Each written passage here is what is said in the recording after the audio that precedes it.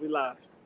All right. One of you brothers check the stream on your phone, Buffer Show. That'd be your job, brother. You check the stream.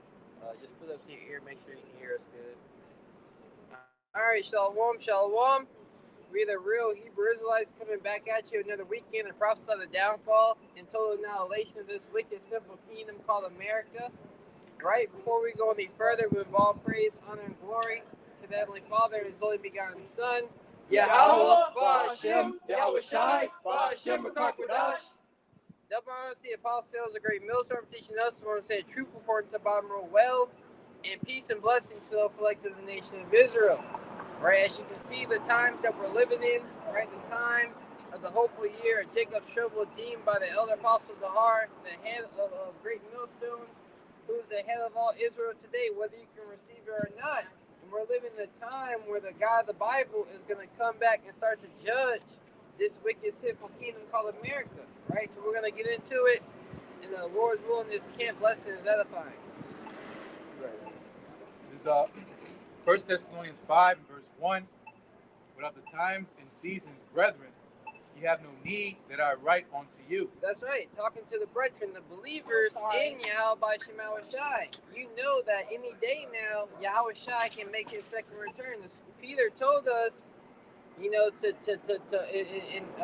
while we measure the times, to what? To be in a godly manner, right?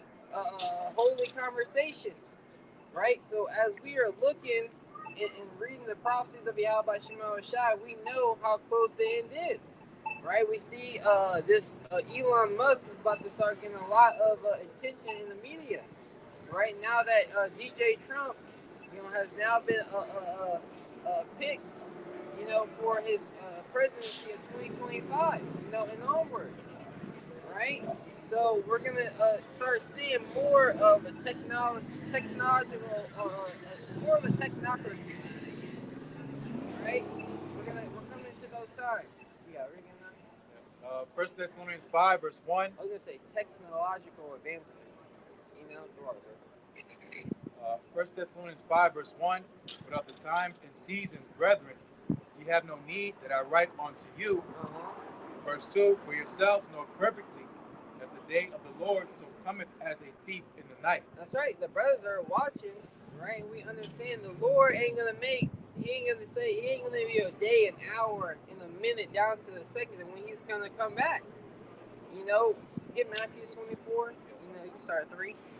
The disciples came to him privately. This is the book of Matthew, chapter 24, verse 3. It says, and as he sat upon the Mount of Olives, the disciples came unto him privately, saying, tell us, when shall these things be, and what shall be the sign of thy coming and of the end of the world? That's right. So the disciples wanted to know when the end of the world was going to be, right? And you should have that same mindset if you want to be a disciple of Yahweh Shai, right? In order for you to be a disciple of the Lord, you got to come under his discipline and learn of his ways and follow him and do the things that he commanded you to do and be consistent in that work. Right, as many as believe in Yahweh Shai, to them gave you power to become the sons of God. So now we're becoming the sons of God again. You know, Yahshua, the princes of the power. Right, and now that we know who we are, we have identified who we are in these last days, the role that we play in the movie. We must come out here in great boldness, right, and call out to our people. The place, this is the church. Right? This is the church calling them to come in, right? Come in to the knowledge of who you are, right? And to repent. Go ahead, brother. Yep. And that word world in Matthew 24 and 3 is going to, you know, pretty much an eon, which is a time period. That's right. You know, because Hollywood would tell you the whole earth's going to be destroyed. That's not the case with the Lord's program. You know, it says shall create a new heavens and new earth. Not literal sense, meaning refresh the Lord into it, you know, the rulership. It's going to be on the Abba Shai and his men. This is 2nd Ezra 4:37. By measure have he measured the times, and by number have he numbered the times, and he does not move nor stir them until the said measures be fulfilled. You know, so the Lord, has everything happening in this order. The Great Awakening, men waking up, coming back to the knowledge in this grace period to now, you know, back in the day, the apostles understood what the MOT to the B is, but it wasn't really speaking in the earth. But now we're hearing rumors of the MOT to the B. We're hearing talkings about, this Neuralink technology, which performs miracles upon the people. That people are gonna look towards, as a savior during these times. Right? Everyone realizes how messed up the situation there is. They're just distracting themselves and they're looking for some type of savior, some type of, let's say, pseudo salvation. I believe pseudo is a Greek word that means false. Right? A false salvation. Matthew 24 and verse 4. And Yahushua answered and said unto them, take heed that no man deceive you. Yeah, take heed. Right? When you take heed to something, right, it means you not only hear someone's instructions, but you actually follow those instructions. Right? So you have to take heed, right, to the instructions of Yahweh Shema Shai to make sure that no man deceives you.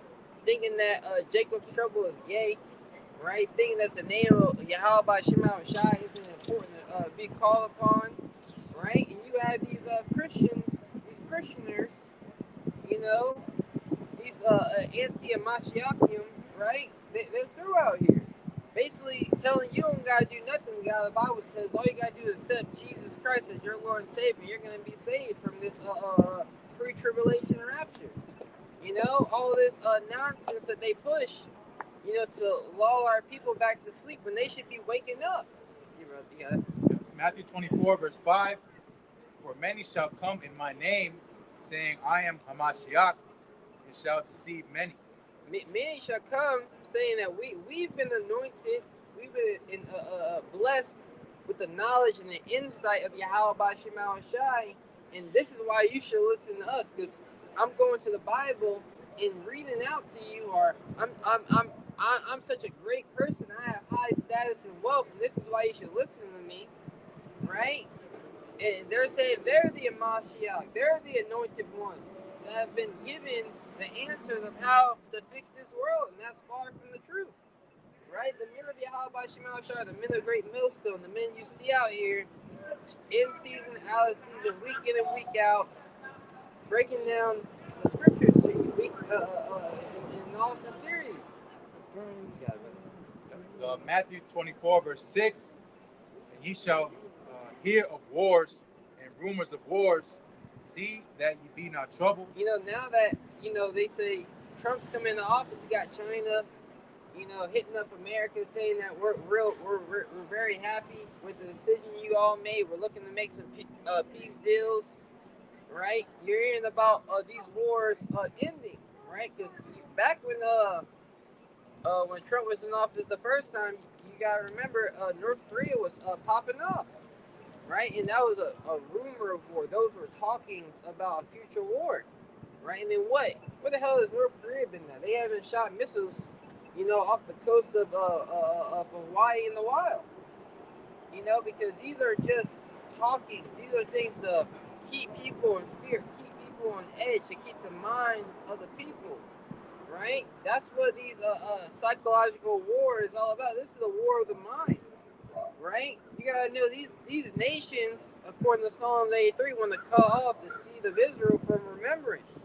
So a lot of propaganda is being pushed in the media and the news to keep the average people on edge.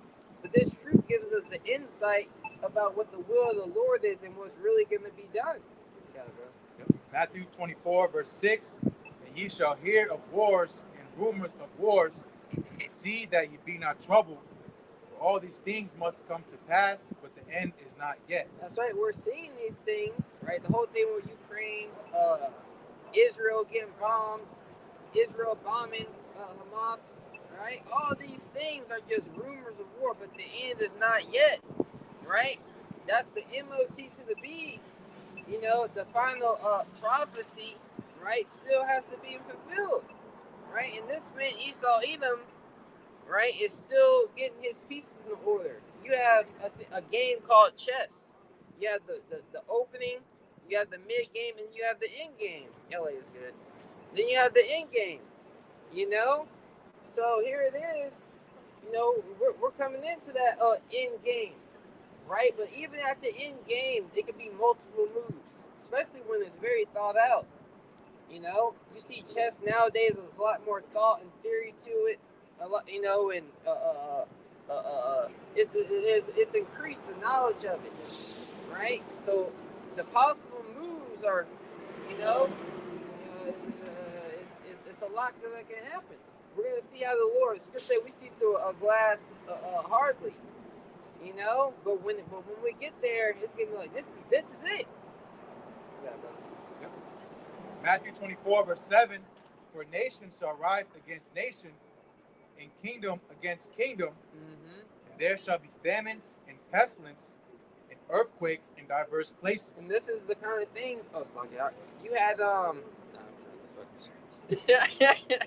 we had you had back in the scamdemic, which was nothing but, as we call it, a scamdemic, because it was a taking a transfer of wealth from the poor to the rich, right?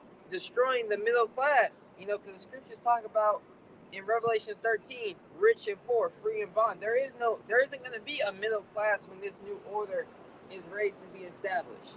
It's going to be those who are cold hard depending on this system, and the rich that have bought into this system. You got the rich of this, billionaires buying into this new world, right? This new order to be established. They see how useless you people are, right? And then what? You're going to have the believers of Yahweh Shema Shai standing on faith, trusting in the Lord. That's the wild card. Those are going to be the ones. You know how in the presidential races, you got like, who's this nigga? I didn't hear about him, but he's on the ballot. Well, the men of the Lord, the believers of Yahweh Shema Shai, we're that other candidate to rule this planet Earth, the world to come. Because Yahweh Shai is coming back with a new order, to change things and reestablish it as it was in the beginning. When Adam was on the earth. Righteousness is going to conquer the earth. Matthew 24 verse 8. Read verse 17. Yes, sir. I got Jeremiah 28. Okay. Matthew 24 verse 7. For nation shall rise against nation, and kingdom against kingdom, and there shall be famines and pestilence and earthquakes in diverse places. That's right. There should be famines, right? That's what a lot of shortages got to come. Where people don't have the proper resources, to survive. That's what's coming. Everybody's so pressed about, folly and having fun. They don't realize that a time when you don't have, there's gonna come a time where the supply chain is gonna break down. You're not gonna have any food in your local grocery stores because it's gonna be hoarded.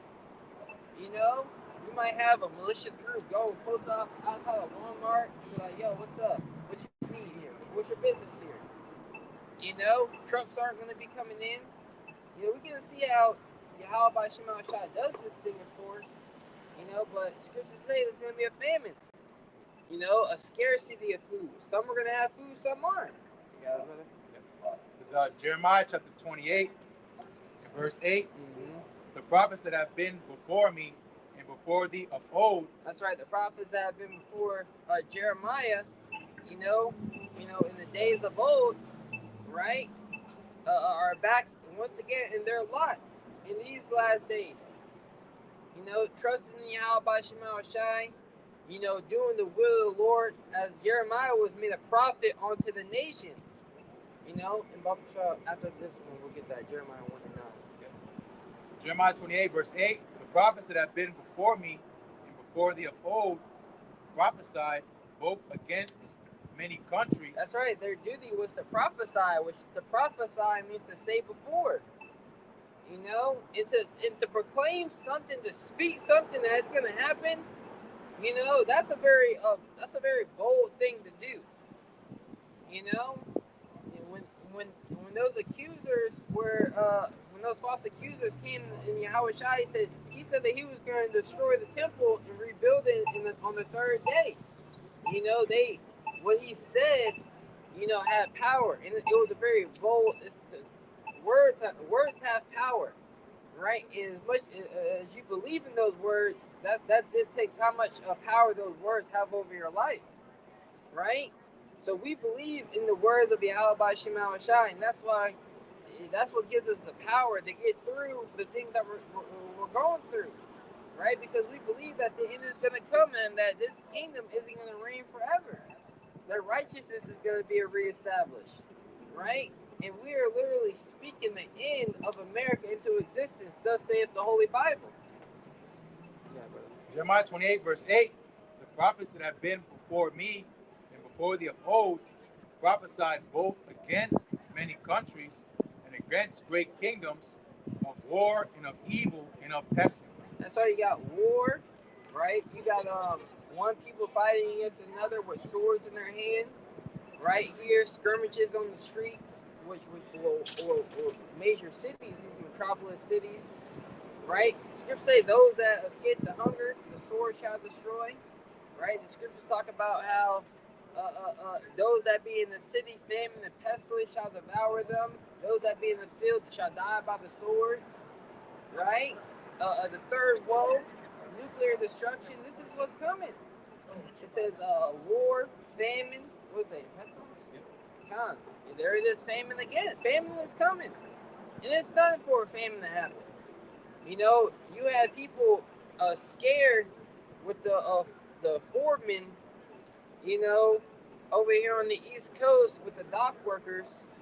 People were afraid that famine was going to happen. Look what happened in South Carolina during that hurricane, which, the lines, I think it was a 45-minute wait just to get inside of Walmart.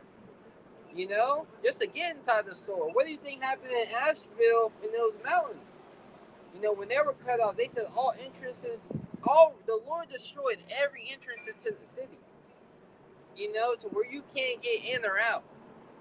Man shall be desired to go into a city and shall not be able. They show you in these different movies like The Dark Knight Joker, where they, I believe in New York City, it's either 18 or 21 bridges to get in and out of the city. 18, and those bridges, they're destroyed. How are you going to, get in and out? What about when traffic picks up? For brothers that seen the traffic in Tampa, you're not going to be able to get in and out. The roads, floods.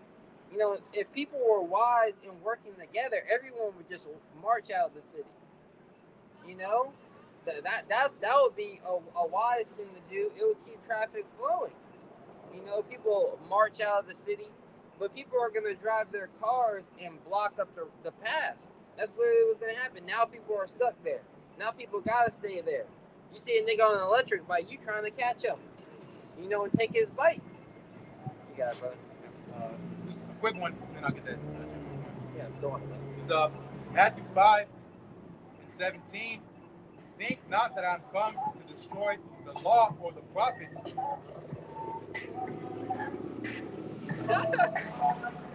light-skinned thing on every corner. Everybody's like his program at the same time. He was up on that way. Oh, yeah. Honestly, I don't be recognizing people. If I don't, I remember faces, but I don't care about you. I don't recognize them. It's the bike. It's the bike, so red. Red bike. This girl, we must be famous over here, see? We must be famous. Smile out. Matthew. That's when Jake grabbed Isaiah 4:1. Matthew 5 and 17. Yeah. Think not that I'm come to destroy the law or the prophets. I am come not to destroy, but to fulfill. That's right. So this is what Yahweh Shai, you're speaking on it? Yeah, because that's what Yahweh Shai prophesied of. So going to the law and the prophets. So things spoken of in Jeremiah and Isaiah. The Lord didn't come to do away when Isaiah said, I seen the earth roll together like a scroll. He came to fulfill that. So the Lord ultimately is backing up the prophecies, but he said ultimately it's written of him. Yeah, that's the spirit. I was thinking about that. In Hebrews, or in Psalms 40, lo, I come in the volume of the book to do thy will, O Lord. That's what Yahweh Shai came to do. He came to push. He came to forward the future. In order for Isaiah to come to pass, like brothers going into the nuclear destruction, Yahweh Shai had to come.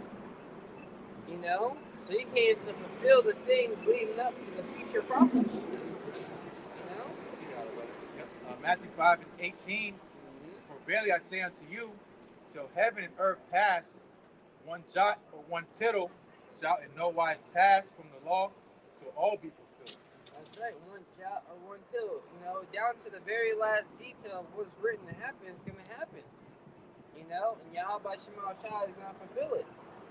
You got it? Yeah, Jeremiah 1 and 9. Yeah. Verse 9 and 10. This is the book of Jeremiah, chapter 1, verse 9, and it reads, Then the Lord, Yahweh, Ba'ashem Yahweh Shai, put forth his hand and touched my mouth. And Yahweh, Ba'ashem Yahweh Shai, said unto me, That's right, so the Lord had put forth his hand, and given his message, to his mouthpiece in these last days, his servants the prophets, right? These are not our words. The Lord has put these words in our mouth, right? This is not something that we decide to come up to. There's a reason why you see the fervency and the consistency of the men of the Lord out here in the highways and hedges. Like Jeremiah says later in his book, there was a fire that burned within him, and he was consumed, and he couldn't keep silent, right? Because now is not the time to keep silent. You read about Jonah, he wanted to keep silent, but no, in Amos, right? He said, I wasn't a prophet, neither was I a prophet's son, but I was a herdsman, I was a keeper of sheep, but the Lord put the Spirit on me to come out here and curse you out. Yeah, brother. It reads on, and Yahweh said unto me, Behold, I have put my words in thy mouth. See, I have this day set thee over the nations and over the kingdoms to root out and to pull down. Yeah, to root out. Because here it is, you have a farmer, brothers who understand a little bit of husbandry. When you put that seed into the ground until those roots get into the ground, it's susceptible to be washed away. Right? So the root of wickedness that has been sown in the earth is being uprooted. This kingdom, this wicked, sinful kingdom, to the very foundation, Babylon the Great. It says to root out. What else to say, brother? To root out and to pull down. We're pulling down. Thank you, brother. We're pulling down the stronghold and lies of Babylon the Great. We're pulling these strongholds down. That's why a lot of people are privy to things that they were ignorant of. The quality of food that you're eating. Esau Edom, the pharmakia, that goes on in this society that's supposed to better you, right? Esau, a lot of people are starting to see, and here it is. Why they ain't right no more? Anyone who voted for DJ, our boy DJ Trump is looked at as a bigot. I don't know if that's the right word. Pretty much, like a bigot. Someone who is the R word, the ist word, right? And if you didn't vote for the black woman, you an idiot. Brothers saw the clips. I really think you had an Edomite woman on her video saying, I really think this is gonna break me and my parents up this time because they just don't know what they voted for. What do you mean these niggas don't know what they voted for? They know what they voted for. They don't understand. So you see that division being sown. Oh, you guys just don't understand my perspective. When people have blinders on, niggas got blindfolds on, like, you see that sunrise? Yeah, I see it, Niggas don't really, they can't see anything, but they think that darkness that they're seeing is their light. It's so bugged out here. Read again, that. This is the book of Jeremiah, chapter 1, verse 10 from the top, and it reads, See, I have this day set thee over the nations and over the kingdoms. Yeah, so the prophets we've been given authority over the nations, over the kingdoms. So who are the top men on earth today? The prophets of Yahweh Shema and Shai. We're the Lord's ambassadors. We've come as prisoners of war to America to let you know, like, look, this is what our king is about to do. You know, are you ready to surrender? Are you ready to bow down to Yahweh Shai? And the elitist society and how they're moving, they're not ready to bow down. They're actually, okay, well, you guys, they're actually gearing up to fight this war of Yahweh Shai coming back. You know, they got the message, and now they're continuing and gearing up for war. So now we, as the ambassadors, we're just his representatives. Now the heavenly host is going to come in and sweep this kingdom away. You got it, brother.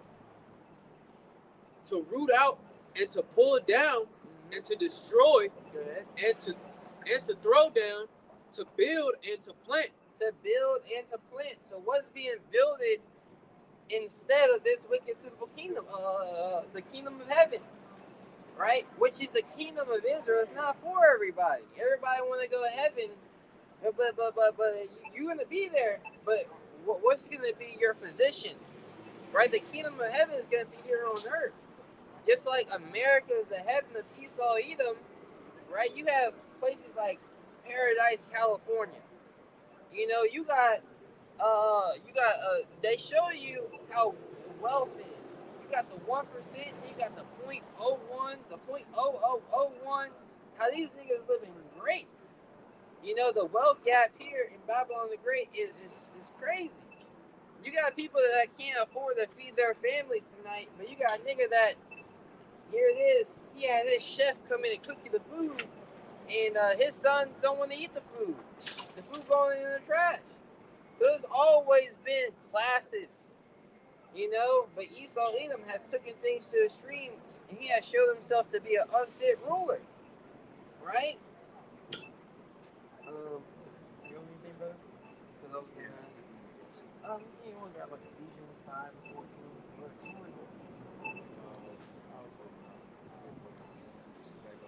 Yeah, go ahead. Yeah, whatever you got, brother. Is Isaiah 49, verse 1. Yeah.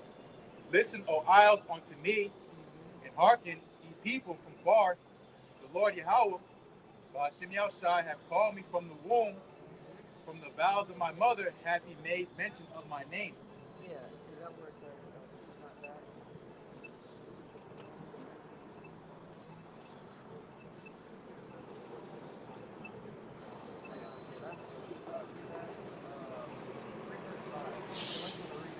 Yeah. This is Isaiah 49, verse 5. And now saith the Lord Yahweh, Hashem Shai, that formed me from the womb to be his servant, to bring Jacob again to him. Though Israel be not gathered, yet shall be glorious in the eyes of the Lord Yahweh, Hashem Shai, my power shall be my strength.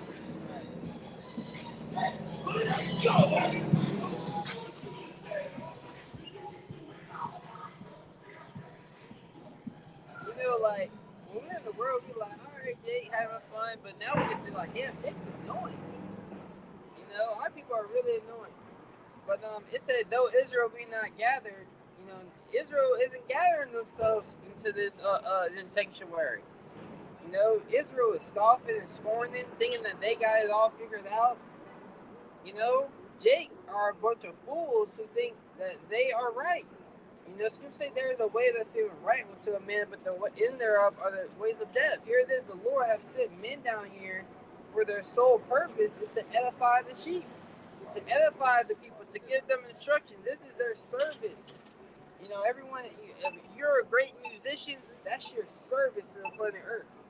You know, if you're supposed to be offering a service, right? And the greatest service, you know, that you can offer is being a servant of Yahweh Shema Shai, you know, and you know, bring forth the, you know, and help forward the ministry.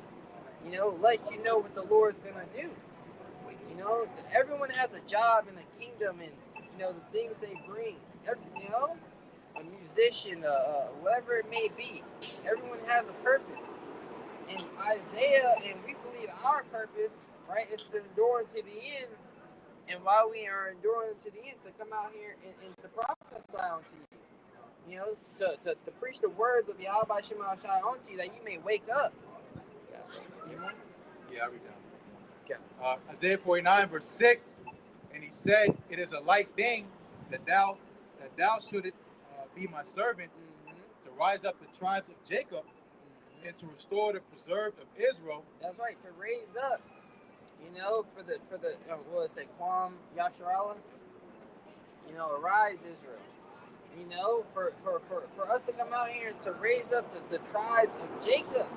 Jacob had 12 sons, 12 different tribes, 12 different men, the patriarchs, right? That would be great nations in the earth today.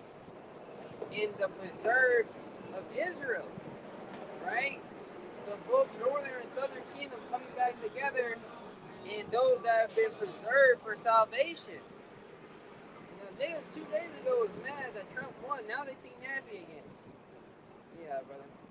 Finishing Isaiah 49, verse 6, "I will also give thee for a light to the Gentiles, that thou mayest be my salvation unto the end of the earth." That's right. And the ends of the world is here in America, and we're that light, because here in the last days and the ends of the world, our people will discontinue from their heritage and forget who they were, right? And become as Gentiles in a Gentile state of mind.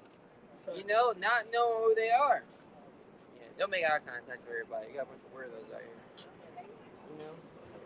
Yeah. Super fine 14. Trying to get to, research. You got something up?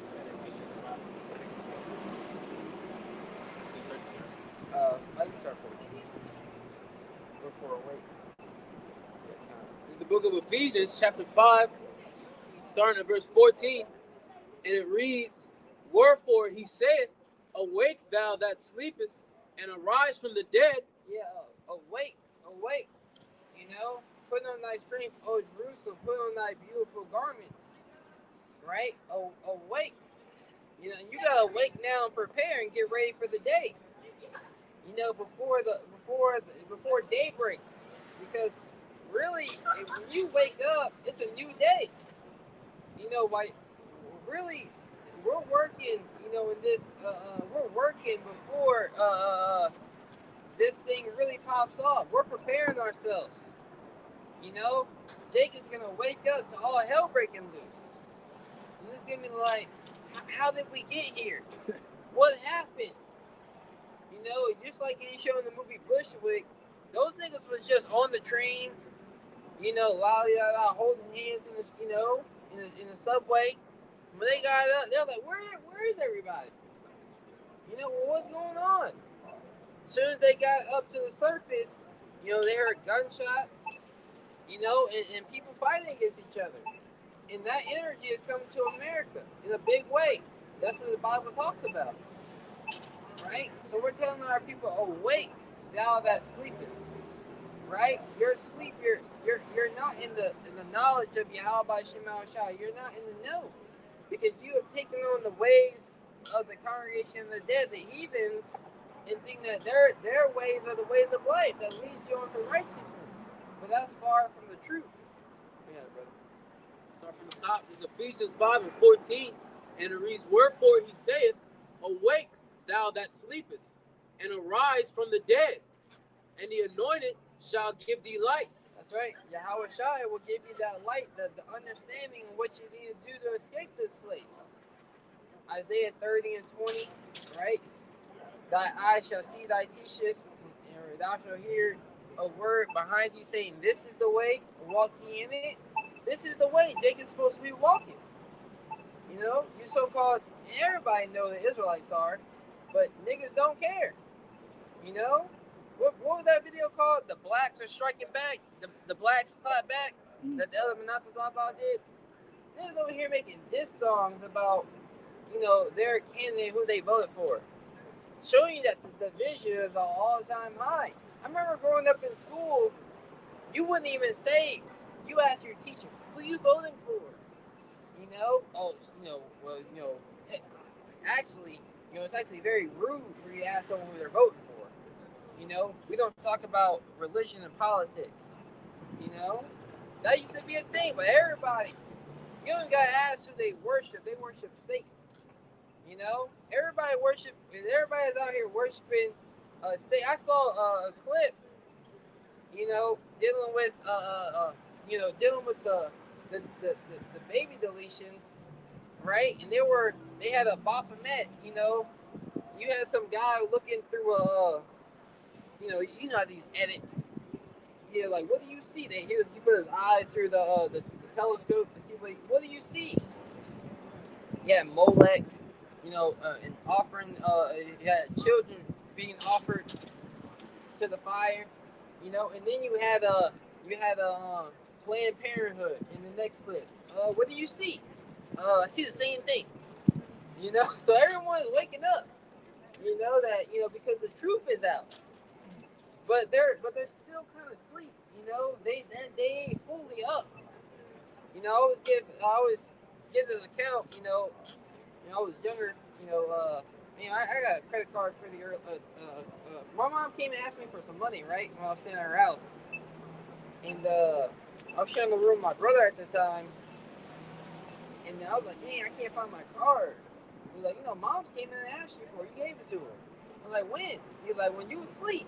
You know? So I gave her the card and I forgot because I was half asleep still. Even though I was up, I was conscious enough to communicate with her, right? But I was still asleep, you know? So same thing with Jake. Jake is conscious enough to know a little something that's going on, you know, but they're still asleep, you know? They ain't ready. They ain't preparing their minds for the battle that's coming, the battle that's already happening. They don't even know a war is going on. Yeah, Continuing, Ephesians 5 and 15, see then that you walk circumspectly, not as fools, but as wise. that's right. The reason why you gotta walk wisely because there's a lot of danger going on. You know, this ain't the same day and age where you can leave your front door unlocked. You leave your car door unlocked. You know, walking down the streets, not worrying about things happening to you, right? We're in the evil time, right? And things are only gonna continue to be evil. So we must walk wise, applying the scriptures, applying the knowledge that Yahweh Shema Shai has given us in our judgment when we're on the job, right? When we're moving about our day-to-day lives. We can't be out here a bunch of fools thinking that judgment isn't going out, and that Yahweh Shema Shai isn't angry with how the world is being ran with the inhabitants of the earth. You know, the Lord is angry with the wicked every day, so we gotta do the things that please Him. Verse 16 from the top, Ephesians 5 and 16, redeeming the time because the days are evil. Yeah, so we gotta be making the most of the time. You know, like you do what you do. You know, you gotta decompress from the system, right? You might indulge in a little bit of entertainment, you know, but really, how do you have time to do anything? You know, scriptures say to be occupied in prophecy. You know, you might, I'm going to turn the game, set a little timer. Man, you know, let's say you got a game demon on you. I mean, every time you get done playing the game, just unplug it from the system, put it back in its box, put it in your closet. When you're ready to play the game, you're going to see how much you really want to play that game. You know? But it's up to you. I mean, whatever vices you got to overcome. But they gotta be making the most of their time. There's a balance for everything, right? Occupying your time, learning new things, like the other Apostle Gabar said, learning new languages. You know, whether it be the Latin, the Greek, the French, right? Spanish. I didn't mean to say French, but I was just trying to get Spanish out. You know, doing things productive, learning about stoicism, right? Working out, exercising, eating good, taking care of yourself. Really taking care of yourself is a full-time job, especially when they steal 10 hours a day from you at the damn plantation. Right? Go ahead, brother. Ephesians 5 and 17. 16 again, Bubba Show. Start from the top of 16. Redeeming the time because the days are evil. Go ahead. Wherefore be ye not unwise, but understanding what the will of Yahweh, Ba'ashem Yahweh Shai is. That's right. Understand what the will of the Lord is. You know, keep that vision of what the Lord wants to bring upon your mind and move accordingly. Right? That's what we got to do. Any more, brother? I was going to read this last one, verse 18. Yeah, you got it, brother. Verse 18, and be not drunk with wine wherein is excess, but be filled with the Spirit. It says, be not drunk with wine. Right? With the philosophies of this world, being drunk. Right? Jay, you know, and when you're, you know, brothers who were in school, they remember they had the drunk goggles. You know, which it was kind of extreme, of course, but it's real at the same time because people black out and they don't remember what the hell was happening. Right. You know, your vision becomes impaired, your judgment becomes impaired. You know, and really everyone out here is drunk. Really, they're stumbling around in their own vomit right now. No, I'm good. No, I'm good. I got it. Like, bro, like, what are you doing? You know, that's everyone's spiritual energy right now. Right? And if anyone's inclined to any type of spirituality, they're into witchcraft. You know, witches, women trying to put spells on men. Right? And there's a bunch of evil going out here. And that's why we have to be filled with the Spirit of the Lord to be able to see past all of it. You got something up? Yeah, bring it up. Speak up a little. This is the book of Romans, chapter 13, verse 11. And it reads, Like, niggas niggas happy today. I don't know what the media is talking about. Blacks for Trump is out here. the book of Romans, chapter 13, verse 11, and it reads, and that knowing the time that is now. Yeah, you got that. And that knowing the time And that is. And that knowing the time, because how do you know the time? You gotta be measuring the times. In that you know the time, right? Go ahead, brother. Now is high time to awake out of sleep. Now it is high time to awake out of sleep. You look at this word high time up in the blue letter, you know, it goes into something that should have been done a very long time ago. Like, what have you been waiting for? You know, this needs to get done. You know, this is about to happen. You know, you repenting, you turning back, you getting your mind prepared for the return of Yahweh Shai. This is about to happen right now. You need to get ready. What have you been waiting for this whole time? Go ahead, brother. For now is our salvation nearer than when we believe. Our salvation is near. You know, when you first come in, you think it's about to happen, you know, next day. You know, what was the foreman thing? Yeah, brothers, yo, things about how you think this is gonna be it. I was like, bro, we're gonna see, you know, we're gonna see, you know, we're gonna see, Akim. You know, hopefully it is though. But as we see these prophecies come to pass and all the chaos and wickedness, our question is, how long, oh Lord? Right. You know, how long are you gonna allow this craziness to go on? As a man, you see, like, okay, it gotta come soon. You know, there's no way that you got androgynous creatures just walking around like this is a normal thing. You know, you got minor attracted people walking around, being accepted into society. A bunch of weirdos out here. Go ahead. The night is far spent, the day is at hand. Yeah, look at that word far spent in the blue. Right? Look up blue, bro. I'll look it up in the Google. You got it, brother? Look up Google. Put the far spent definition, or put the word meaning. Far spent meaning. Read it again, man. The night is far spent. The night is far spent. The day is at hand. The day is at hand. What does it say when it says the night is far spent? It goes into the night is far spent, meaning to drive forward or to advance, to proceed. Pretty much means like literally it says to go forward, to advance, to proceed. Metaphor to increase, to make progress. What does it say? Any good definitions? Far spent. It says, I got the definition from the KJV. It says Nope.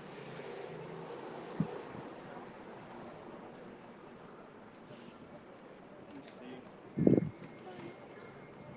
Yeah, I got it. Well, sorry, I got this little reading, this little excerpt from you got the AI overview.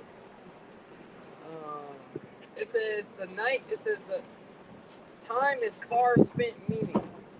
Right? It says in the King James Version Bible, the night is far spent, the day is at hand. This verse is part of a passage that encouraged the followers of Yahweh Shai to put off the works of darkness and to put on the works and to put on the armor of light. The verse is interpreted to mean the time of salvation is near, and the followers of Yahweh Shai should live in a way that reflects the light of Yahweh Shai. That was alright. It says this text warns that later. This text warns us that it is later than we think. The night is far spent. There is just, in quotations, there is just enough time to give our lives to Yahweh Shai and serve Him a little while.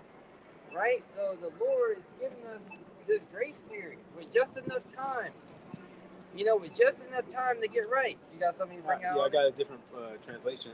It's Romans 13, and it just starts at 11 in the Message translation. Mm-hmm. And it starts and it reads, but make sure that you don't get so absorbed and exhausted in taking care of all your day-by-day obligations that you lose track of the time and doze off. That's right. Because after a hard work in the field, you might go take a nap. You might need some sleep. You get so caught up in the here and now, before you know it, you like, damn, I was spending all my time on things that didn't profit me because destruction was coming. You got it, brother. That you lose track of time and doze off, oblivious to the Most High. The night is about over. Dawn is about to break. Be up and awake to what the Most High is doing. The Most High is putting the finishing touches on the salvation work He began when we first believed. And we can't afford to waste a minute, so we must not squander these precious daylight hours in frivolity and indulgence in sleeping around and dissipation. That's right. So a sense of urgency, a sense of urgency. The time is short. The night is far spent. What verse are you on, brother? Start at the top of 12, and then I believe where it says, make not provision for the flesh, read down to that part, and we'll from the top, and it reads, call and read it. Book of Romans, chapter 13, verse 12. Mm-hmm. The night is far spent. The day is at hand. Mm-hmm. Let us therefore cast off the works of darkness, and let us put on the armor of light. Right. Let us walk honestly in the day, not in rioting and drunkenness, not in chambering and wantonness. That's right. It says not in rioting and drunkenness. Right? Walking honestly is walking in truth. Walking in the knowledge of Yahweh Shai. That's how you're walking. That's how you move and conduct yourself. You're not supposed to be drunk and rioting in the daytime. For everyone to see your folly. That's supposed to be done at night. That's why you might have a little fun at the house to hide your shame. A little folly at the house.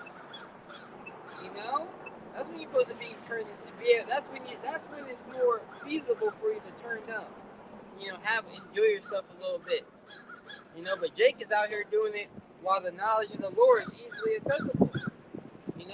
While this grace period is out here. Because the time of grace is going to end. This free access to the internet.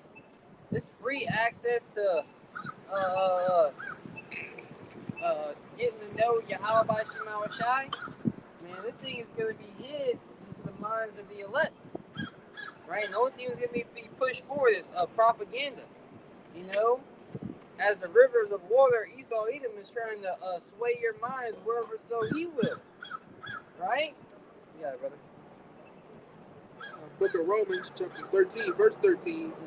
Let us walk honestly in the day, not in rioting and in drunkenness, not in chambering and in wantonness, not in strife and envy, But put ye on Hamashiach Yahushai, and make not provision for the flesh to fulfill the lust thereof.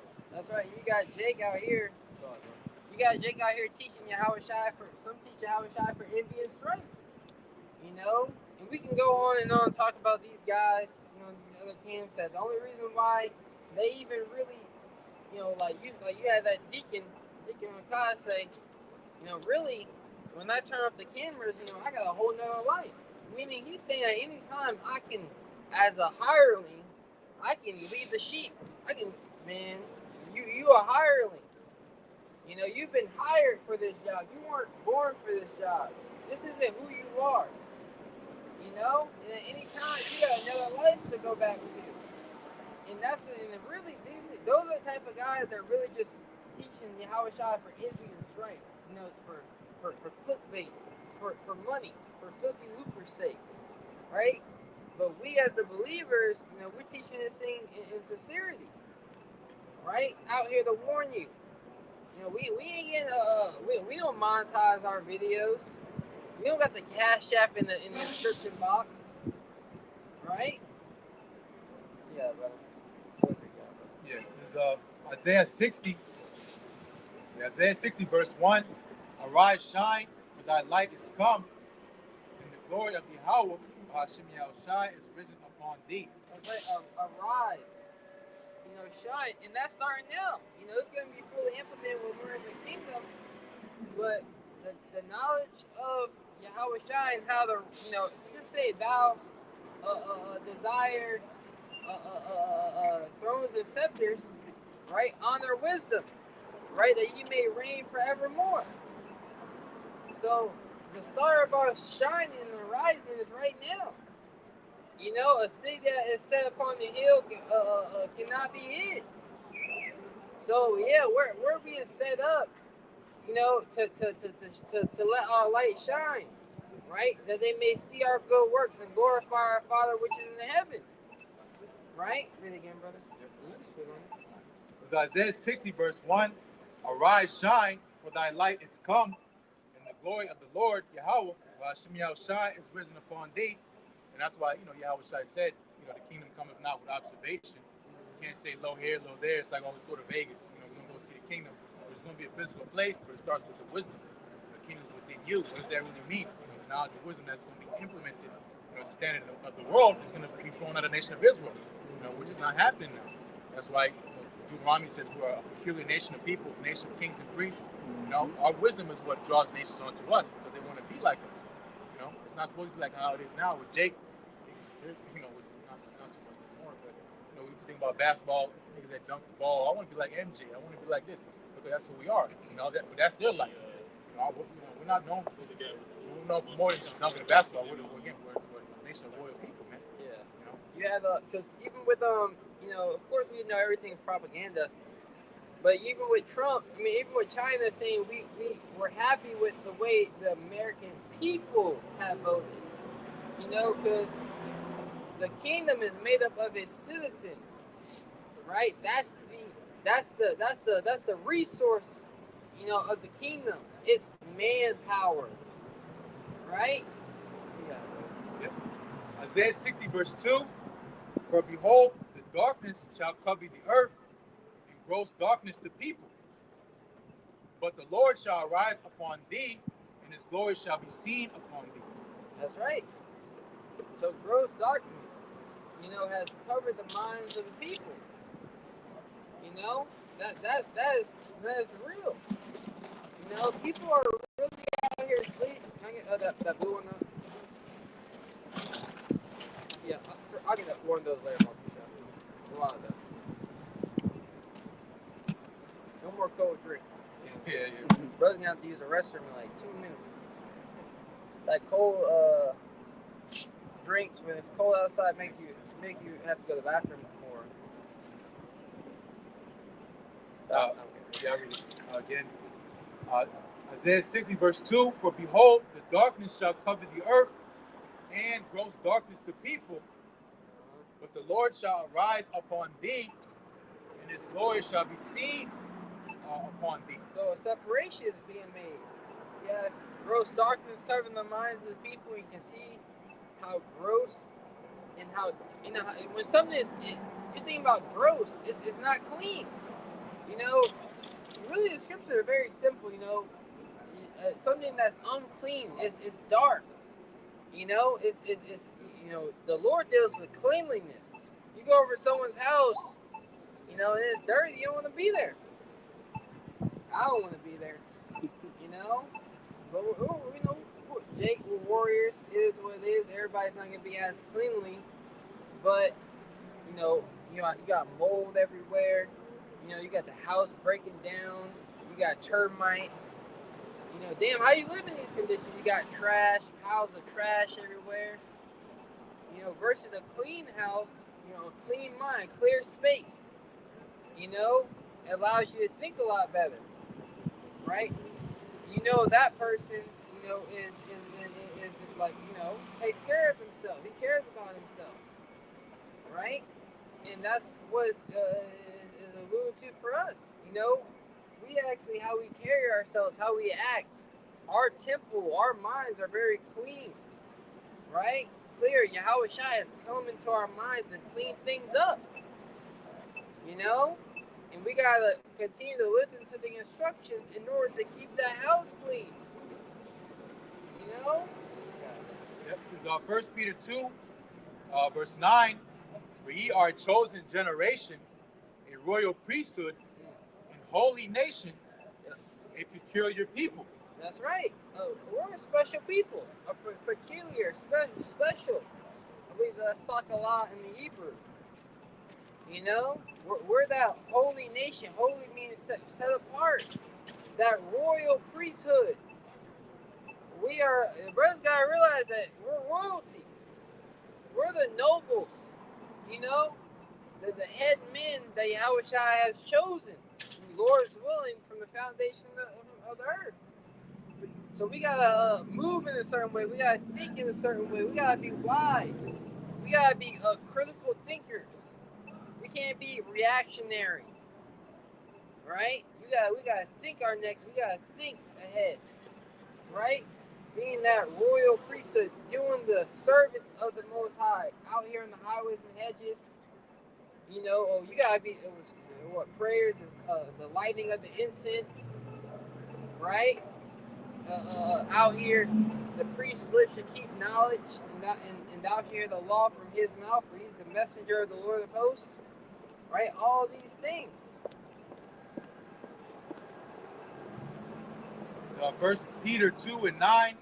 For ye are a chosen generation, a royal priesthood, and holy nation, a peculiar people, that ye should shew forth the praises of him who hath called you out of darkness into his marvelous light.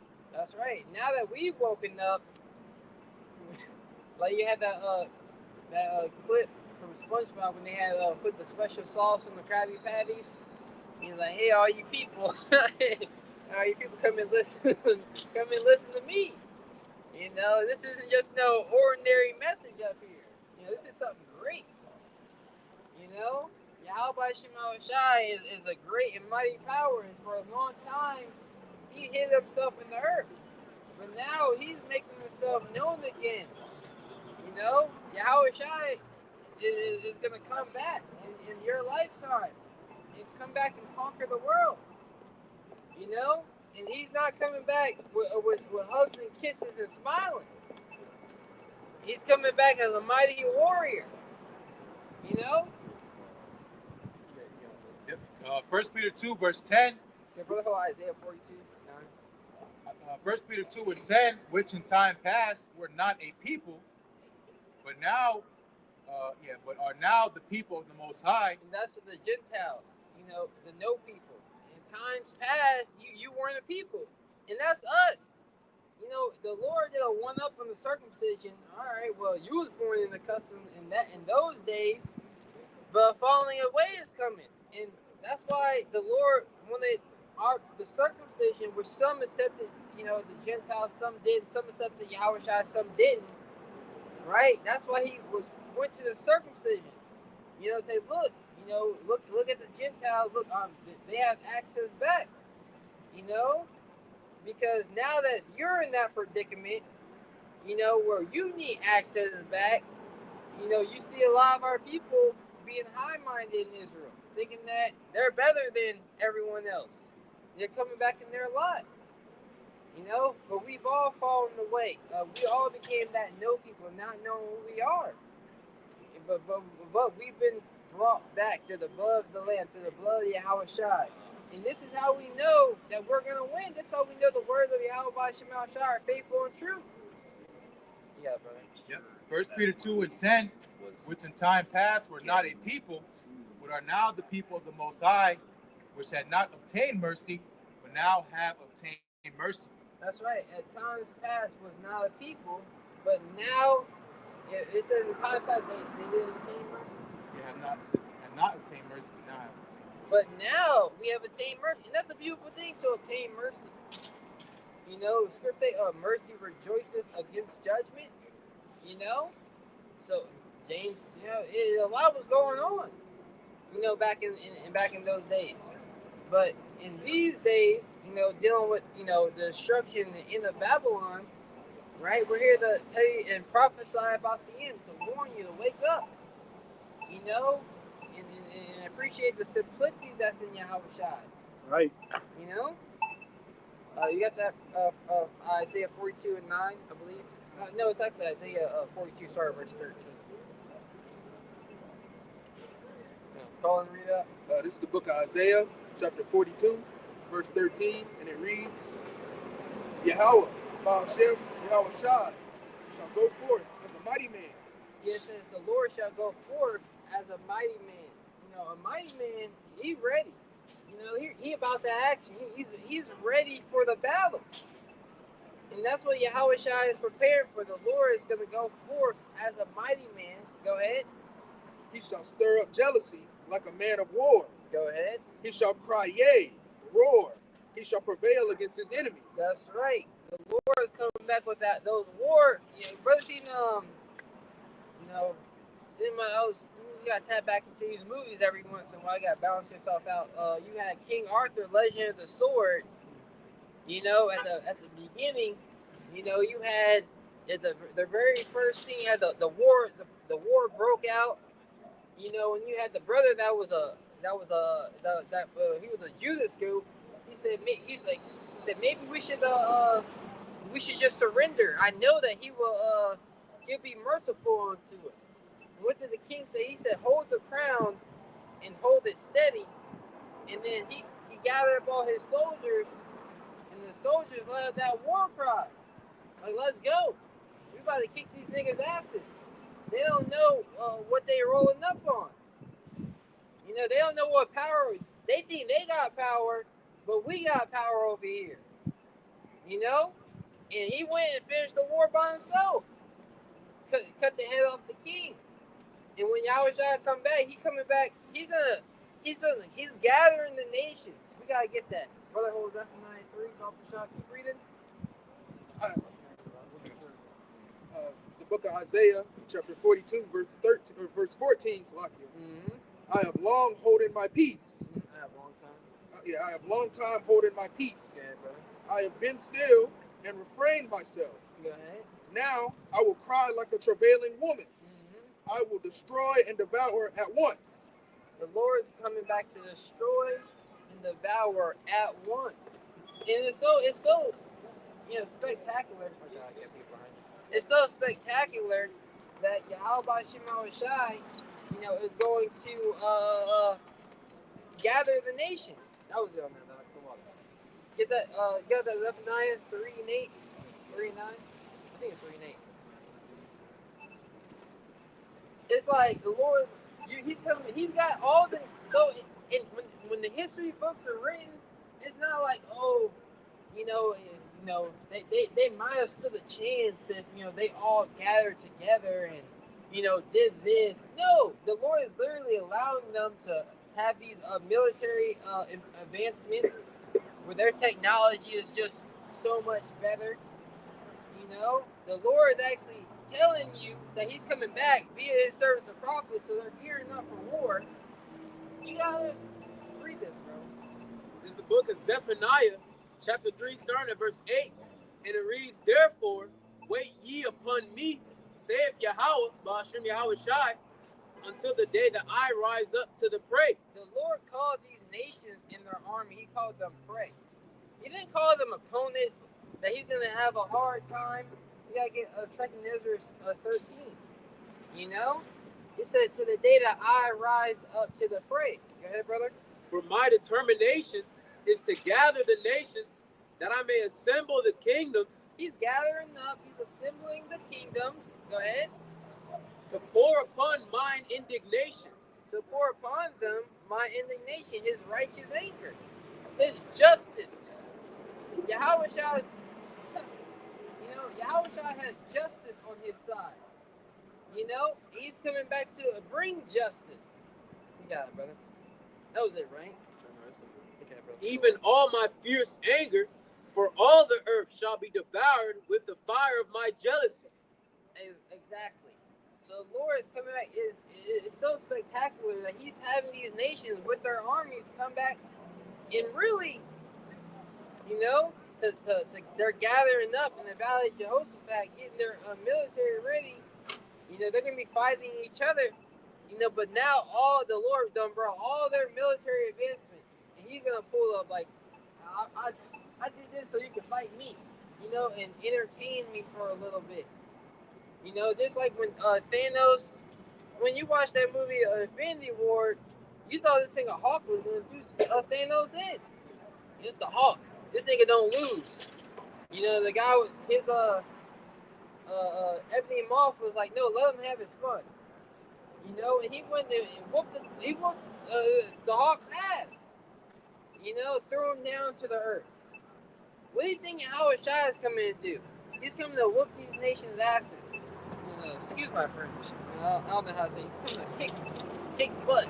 Coming back to kick some butt. Taking names and kick butt and taking names. I forgot, you know, that's saying. It's supposed to be kicking ass and taking names, but, you know, so brothers haven't seen the Infinity War movie. He said, we kick butt, we kick names and take butt or something. It's like, that was all. What he said? Yeah, that little girl, it was something crazy like that she said. Because she says everything backwards. Let's get 2nd Ezra 13, and start at verse 8. Let's go straight to the point. I just want to, we just read into it. Yeah, this is going back. Yeah, bring it up, bro. This is Matthew 10 and 34. Red letter, so Yahweh starts speaking. Think not that I'm come to send peace on earth. I come not to send peace, but a sword.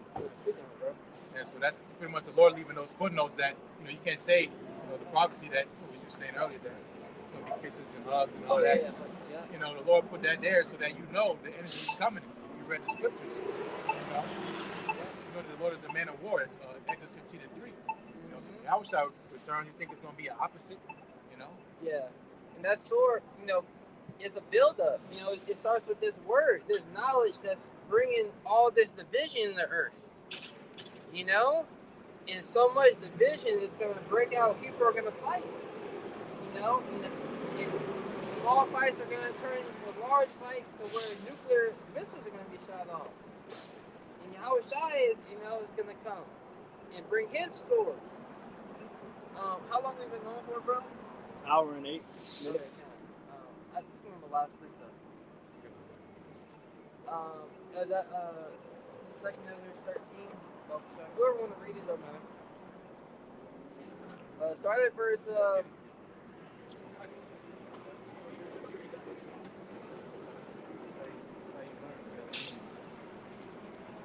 Start at verse. We're gonna do a lot of reading. Start at 6. Start. Yeah, we're gonna hit this. We're gonna hit it. Start 2. Start 5. So I know. 2nd and 13. Yeah, you really do. You really do. It's the book of 2nd Ezra, chapter 13, verse 1, and it reads, and it came to pass, after 7 days, I dreamed a dream by night, and lo, there arose a wind from the sea Mm-hmm. that moved all the waves thereof. Go ahead. And I beheld, and lo, a man waxed strong with the thousands of heaven. And I beheld, and lo, that a man, because they show you in that in Infinity War Endgame how, you had Thanos and his army just come through the, basically crack the heavens and come through that portal. Yahushua is literally just gonna come. It ain't gonna be like some travel time. He's gonna gather the troops in the heavens, and then they just gonna open up the portal. You seen Mortal Kombat? Kind of I forgot what the character's name in that show. You had he was the main villain at the end, but he came back. Shao Kahn. That when you watch movies and clips like that, a lot of that's supposed to be like Yahushua. And that's where they get the inspiration from, the return of the Lord coming back, because they understand. You got something to say that? Yeah, I was about to say, when he come back, he's going to cover the whole heavens. Mm-hmm. He's going to cover the whole sky, and every eye is going to see his return. There's not going to be nobody on the earth that don't see the chariots. That's right. All right. Psalm 68, verse 17 says that man waxed strong with the thousand heaven. Yeah. Psalm 68, verse 17, the chariots of the Most High are 20,000, even thousands of angels. The Lord is among them as in Sinai in the holy place. That's right. So that's the man that waxed strong with the thousands of heaven. The thousands of heaven are talking about the angels, coming back in their white robes, which is their pure power. Every chariot that comes back, no chariot is going to get shot out the sky. Let me put it like that. Every chariot, if they wanted to, if it was Yahweh's will for them to come back and conquer the earth, just one of those angels with those chariots. So when they come back, they're going to be in pure power, in array with Yahushua. I actually had a dream when I first came into the knowledge. I was on this, it was dark. I was on this path. It was a narrow path up in the air. And I was watching the San Fran Bros a lot of the time, so it was just some familiarity. That's why I had the dream with them. They were in it. And we were walking this path, and then we all knew Yahushua is coming. So we all went our separate ways and just started praying. When we looked up, and I looked up, so the angels coming down in a perfect formation. Have other dreams and stuff like that. Brothers have different dreams, but that was just mine. I just wanted to share that with the body. Go ahead. It was dark outside too. It was dark as hell. Showing you how it was a dark time. It was like goddamn lava was in the city type of deal. Like in the world type of movies. How the hell is there lava in the middle of the street? That's how bad everything was going on. You got it, brother. The book of 2nd Ezra, chapter 13, verse 3. Mm-hmm. And I beheld, and lo, a man waxed strong with the thousands of heaven. And where he turned his countenance to look, all things trembled that were seen under him. That's right, because the scriptures say all tribes of the earth shall wail and mourn because the Lord has returned. He had a very fierce countenance, man. He coming back with like, oh, you had another dream, right? Those dreamers, those dreamers over there. I know, right? The Carolinas got that dream demon on them. But nah, there was a dream that this northern kid had of Yahushua's return. She was in great fear, telling the dream. She said, "I seen the Lord. I seen him." And when he came, I seen him coming back. I seen his face, and he was not smiling. That's literally how she said. He was not smiling. He was not happy. And I seen his face. And she was like, he didn't even look at me. But I was so afraid. She wasn't worthy for Yahushua to lock eyes with her.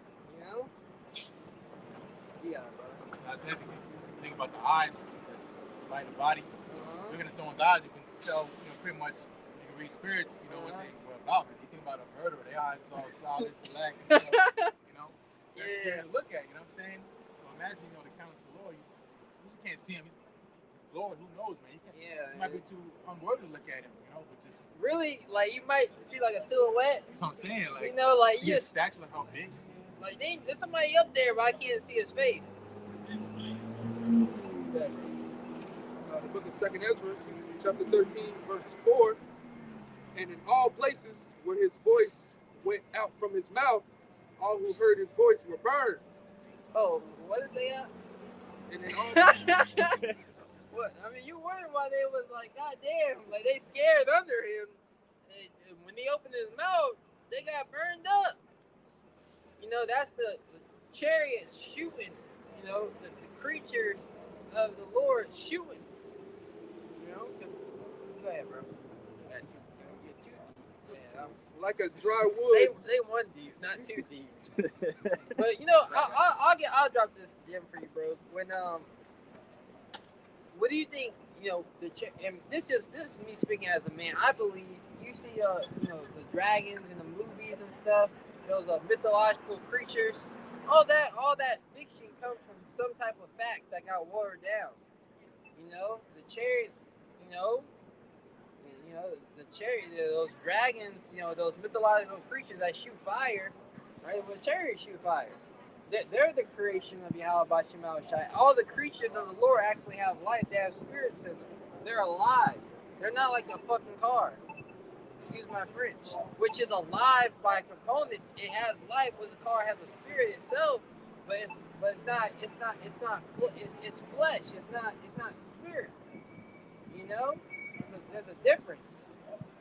So the creation of Yahweh Shai, these chariots, they have a spirit in them. You know, they show you that in Avatar, right? You have in the first one and the second one, they will literally sync their consciousness. You know, they will be one with the creature. You know, yeah. By the book of 2nd Ezra, chapter 13, verse 4, from the top. And in all places where his voice went out from his mouth, all who heard his voice were burned. Like as dry wood on earth burneth when it is set on fire. You read the GMT? All right, kind of keep reading. I forgot about that part. The dry wood part.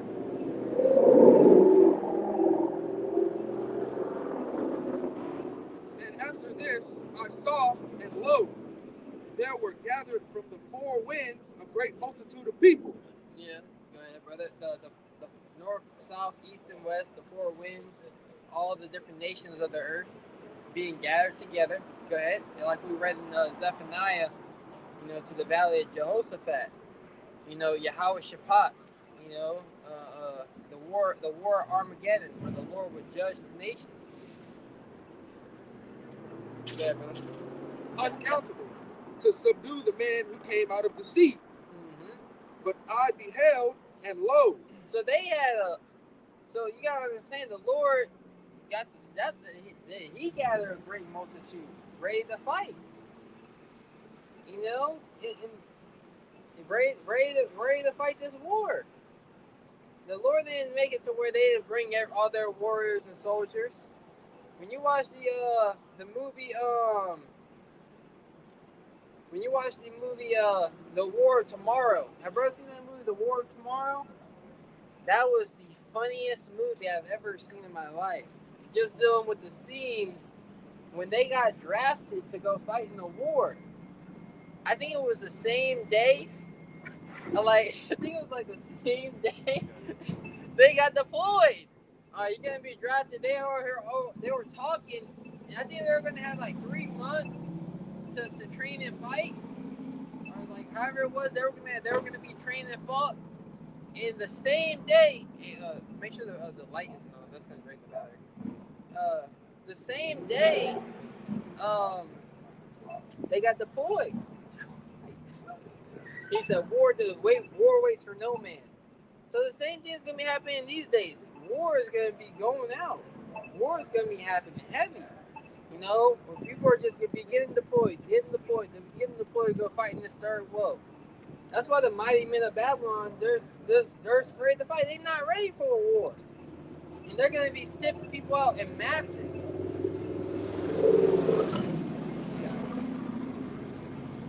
But I beheld, and lo, he had graved himself a great mountain. Because what?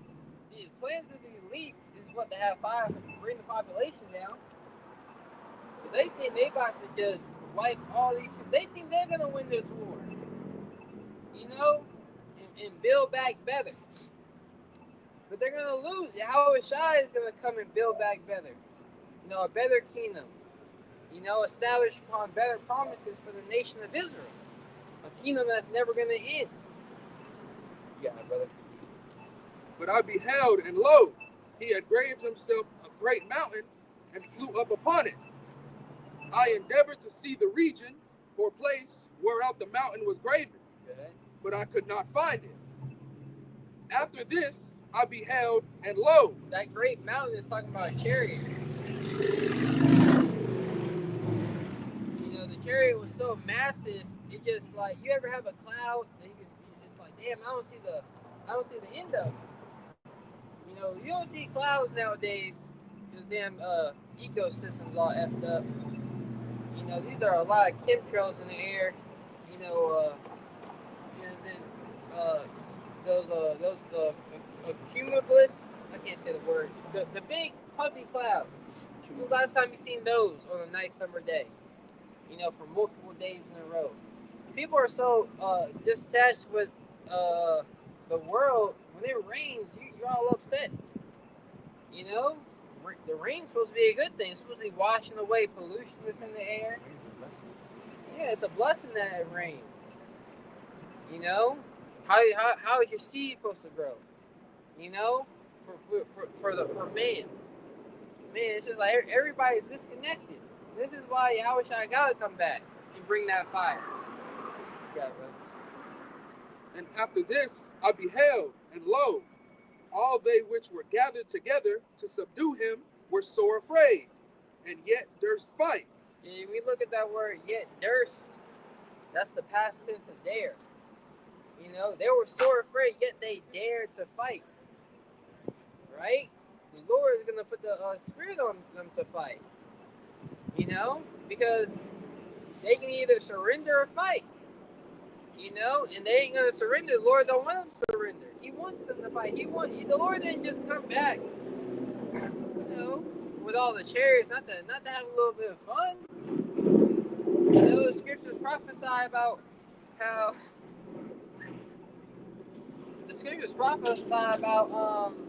how the blood shall be to the horse's bridle. You know, when you bridle the horse, that's very high up. You know, think about how tall a horse is. That's how much blood is going to be shed. Scriptures say that when the Lord, Jeremiah 25:33, that there should be bodies from one end of the slain of the Lord shall be in that day from one end of the earth even unto the other end of the earth. They should not be lamented nor buried. They should be dung upon the ground. Right? And that's why when the elites come back, you know, out of those bunkers and put those shackles on them, they're gonna their first job is gonna be cleaning up the dead. Because that's how to avoid sicknesses. That's gonna be the process of cleaning up the earth now. There's gonna be plenty of work to do in the kingdom. But first, this destruction gotta come. You got it, brother. And lo, as he saw the violence of the multitude that had come against him, he neither lifted up his hand, nor he had a shield or any instrument of war. Yeah, you're reading a different version, but that's totally fine. What version are you reading now? King James. Oh, it must. Oh, that's not 1611, so it's a little revised, but it's cool. I was just curious. Read that part again. Oh, verse 9. Yeah, whatever verse you just read, brother, read it again, Papa. And lo, as he saw the violence of the multitude that came against him, he neither lifted up his hand, nor had he a shield or any instrument of war. Yeah, he neither lifted up hand. When it say neither lifted up hand, meaning when Yahweh Shai comes back, it's gonna be effortless. You know, he's gonna wipe out these nations without any effort. It's gonna be nothing. You know, there's one in Job that says without hands. You know, he's gonna pour his wicked. pour his fury upon the wicked. It sounds like that heartbeat of America is coming back. You know? Niggas getting that heartbeat back. They ready. They ready for the next 4 years. It's gonna be so funny. Can't tell that's 2 women or 1 man alone. But only I saw that he sent out of his mouth as it had been a blast of fire, and out of his lips a flaming breath. And we're reading it, but imagine being there. Imagine seeing the vision. I'll say, was the time slowed down, for him, or was this thing happening in real time? You see this, you watch a movie, a war movie, a lot of things be going on. You be like, man, this ain't no like the way words don't justify, what's going on, man. This is gonna be an intense thing to see.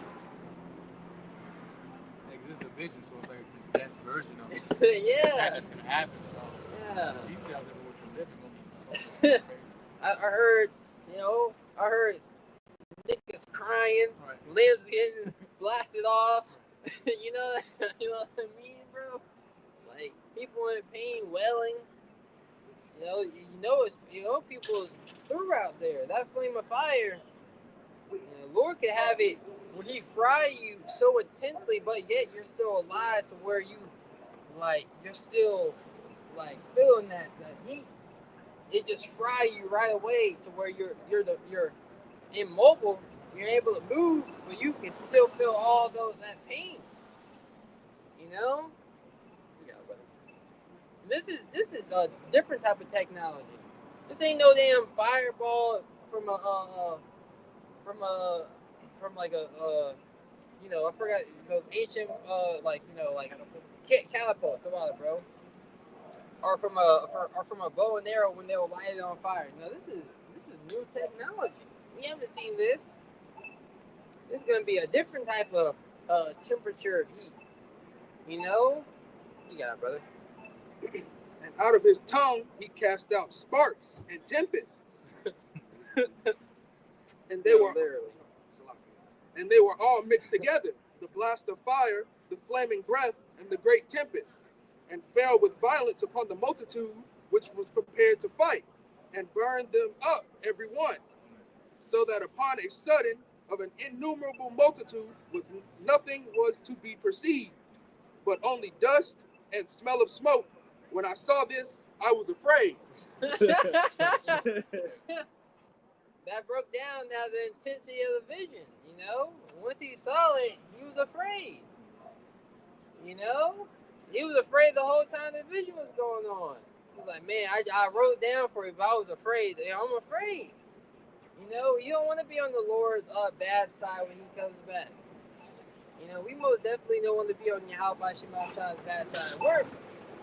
All the knowledge that we got and been given, we're trying to eat it all up. And when you eat food, you become one with that food. That energy you get, you gotta utilize that energy for good. Go plant more seed. You just got done eat your fruits in your garden. You gotta go plant more seeds now. That was it, right, brother? What verse you on, brother? That was verse 11. Oh, yeah, we can stop there. Verse 11 is like, we down there. We started at 1. Yeah, it goes into a little bit more process down there. All right, Kevin. You want to go into peaceful moments too? I can't remember all that. Yeah, I like that. Yeah. Just go back where we left off at peace and safety. That's why we didn't hit verse 3. Okay, Matthew 24. Yeah, you get Matthew 24 too. Oh, okay, peace and safety. But, that's for First Thessalonians 5. Oh yeah. Yeah, because you go into the agenda of the elites, they want to get everybody back complacent. Because with hardships, it's hard to ignore it. especially when you got the same amount of food you had in your grocery cart, you start to pick up on stuff. You start asking questions. So what, you at least want to do is, again, put people back to sleep. More bread and circuses, and again, an energy of being comfortable so they can go on with their plans and ultimately further enslave you in this NWO agenda, right? In the midst of that course, the bigger picture is Yahushua setting this thing all up for the kill. So when he comes and conquers, it's going to be a laydown. With the process of time before that happens, this is what you see, the buildup of that, man. So get no, you can get it. Job, the Lord advice to the crafty is Job 5. The kind of form enterprise. Yeah, 5 12. Yep.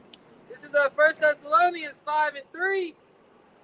For when they shall say peace and safety, then sudden destruction cometh upon them, as travail upon a woman with child, and they shall not escape. Yep. So going to doomsday, which becomes in the world a cliche. Like, oh, this end of the world. People have been talking about the end of the world. But the kicking down of the road of the can is going to come to a point where we're at right now. You can't keep pushing this off. With the debt ceiling and all this stuff happening around the world and the four corners of the earth. It's going to lead to a boiling point, and that's the point where I prophecy how sensitive, the formula of the Lord's destruction that's coming is right now on the earth, man. Yeah. Little to anything could set this thing on fire, man. That's right.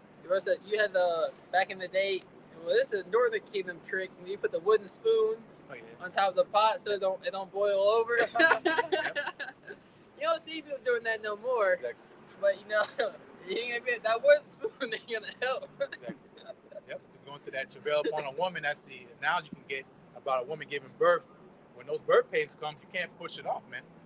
Now today you can take pills and stuff to kind of numb the pain, but the natural process of it is you feel the pain because you're being warm from your body and the baby's coming out. So that's why, again, when you see these things happen around the four corners of the earth, we have the context of it. You can put it together as the puzzle pieces, because ultimately, the spirit of prophecy, that's how we understand the insight of what the Lord's actually doing.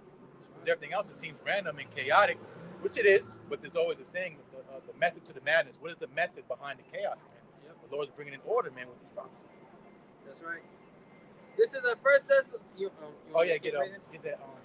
Job. Get first. Matthew 24. Get like verse 40 about the days of Noah. Oh, okay. Because again, as the day of the Lord being as a thief in the night. A thief in the night comes, because his ally is darkness. Because with darkness, it's synonymous with a time you're supposed to be sleeping, and when you're sleeping, you're not paying attention, right? So that's what the Lord's doing as he's coming in near approach of his return, which only Heavenly Father knows when he's going to send Yahushua, but it's going to be ultimately when no one's really paying attention to it, right? Get that days of Noah, I think it's not like 43 or something. This is the book of Matthew, chapter 24. I'm going to start at verse 36, and it reads, "But of that day and hour knoweth no man." Yep, because, if a man knew, everybody would find out. That's why, same reason why the Bible's still on the earth. The Biblos was a collection of books. It's preserved, in code, because if it said ICBMs, in the book of Isaiah, if it said, microchip in Revelation 13th chapter, then it wouldn't be, the Bible wouldn't be accessible, man. It would have been banned, It wouldn't be as precious. Exactly. The secrets of the Lord wouldn't be as precious. Yep.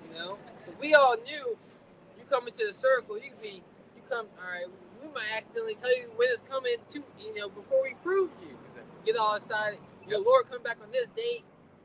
Your parents Exactly. Yep.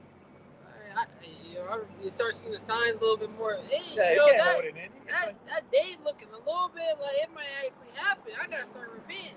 Now the Lord gotta heal people He don't want to heal. Exactly. Yep. Because that ruins the element of how the Lord wants this thing to play out. Because Jake, that means Jake will repent. They'll late to the last second, just like in school. You got a big major test coming up, and you want to cram. You want to pretend. That's what the Lord moved that away, because that without having the information, then Jake, again, that element of complacency is always going to be there. So Jake going to be destroyed when that time comes. That's right. She got gunshots. That's what I'm saying. Look at this shit, bro. Go ahead, That's why the elders say stay away from the black woman. Yeah, right there. Turn the camera real quick when she drive off. She got gunshots under her door right there. Try to catch that shit. She ain't looking. I'm the father's not a fan. You gotta get I don't know. Oh, man. Hopefully the camera picked it up. Yeah, he saw the little holes. Little holes, bro. Go ahead. Yep. This is Matthew chapter 24, starting at verse 36. That's bad soup right there. Oh my God. Go ahead, bro. And they missed her though. That's the thing with a black woman.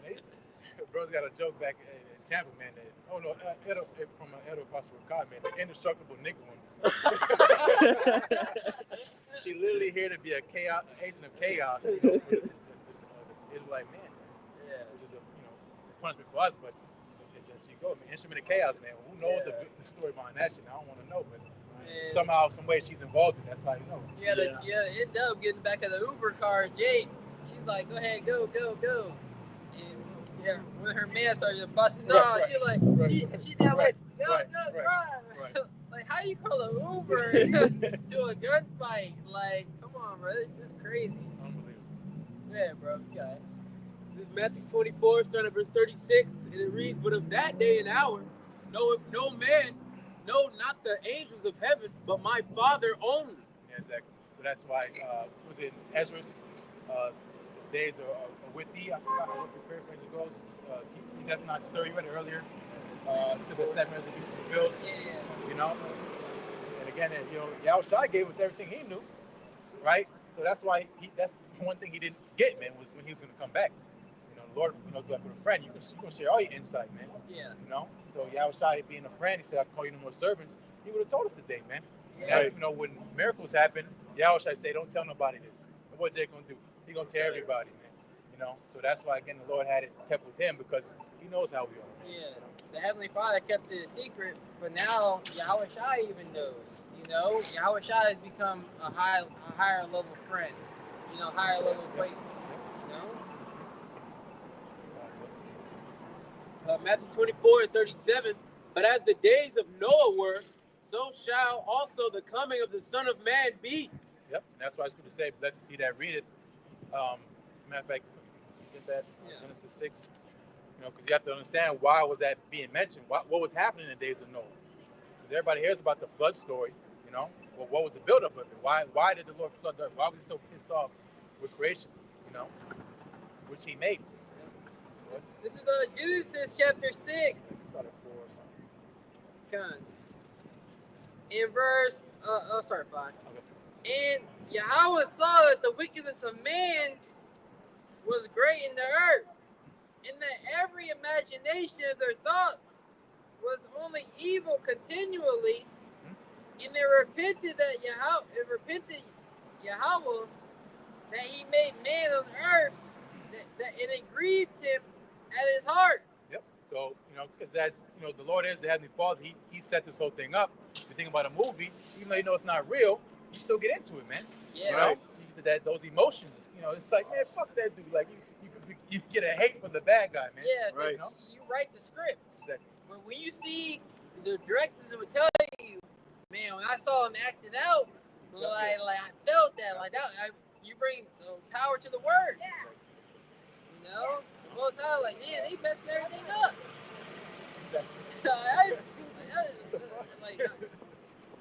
Because when you have a character on the screen, like, man, he comes to life. Like, I really hate this guy. But you meet him in real life, and he's pretty cool. I really hate that dude. Yeah, and that's funny thing you said that too, because like sometimes in movies, the actor who plays so good, people think that's how he is in real life, man. Right. You think about that lady in the Get Out movie, The Sunken Place. Jake, in the world, she might have been a cool person, but because how she was portrayed in that movie, now she's racist, she's all this stuff, man. But she could be, like I said, she could be cool in real life. You never know, But read that again. Genesis 6 and verse 6, and they repented Yahweh that he made man on the earth, and it grieved him at his heart. And Yahweh said, I will destroy man whom I have created. Yep. So again, why did the Lord get to that mindset and mentality? It was because the violence and the evil that was on the earth. And it said every one of them, their thoughts were evil continually. Right? That should be ringing bells, in your head, man, as far as the things you see on this earth. Right? Because that's why it's good to say things were written aforetime for our learning. So the Lord, he flooded the earth because of why? Because again, our people was acting on the earth in what is the wickedness, man? Transgression of the law. First starting with Jacob, because hey, the Lord for the Israelites, especially for the Israelites, man, because that's who was making fun of you. Best believe that's who was making fun of Noah when he was making that ark, man. It was Jacob. Jake comedians. Exactly. It says, "I will destroy man whom I have created from the face of the earth, both man and beast, and creeping things, in the fowls of the air, for repentant me that I have made them." Yep. So that goes into a cleansing. The Lord came to cleanse the earth. He came to the conclusion that the earth needs cleansing, right? So he judged creeping things. He judged birds, right? He judged people. Yeah, of course he had a remnant, of animals which he saved and preserved because he had a bigger plan for the earth, right? Because earth, was going to be repopulated through Noah, right? But again, the Lord had the mindset that this earth needs to be corrected, and that's why the great judgments came, right? And Yahushua mentioned this because it's going to happen again, but by far, we don't go into the time of life. Yeah, because you had the animals here got microcephs inside them. Yeah, all dogs, even endangered animals, man. Because Esau want to track them and do a documentary. Say there's 2 of these left on the earth. Yeah, he got a chip in the motherfucker. And that's why you have things like the Bermuda Triangle. Where Esau can't get to certain parts of the earth that Esau can't access. Yep. Because you gotta preserve it. You gotta preserve the creation. Yep. There's certain seas that ships can't get to because the Lord has the conditions so crazy you can't get to it, man. Yeah.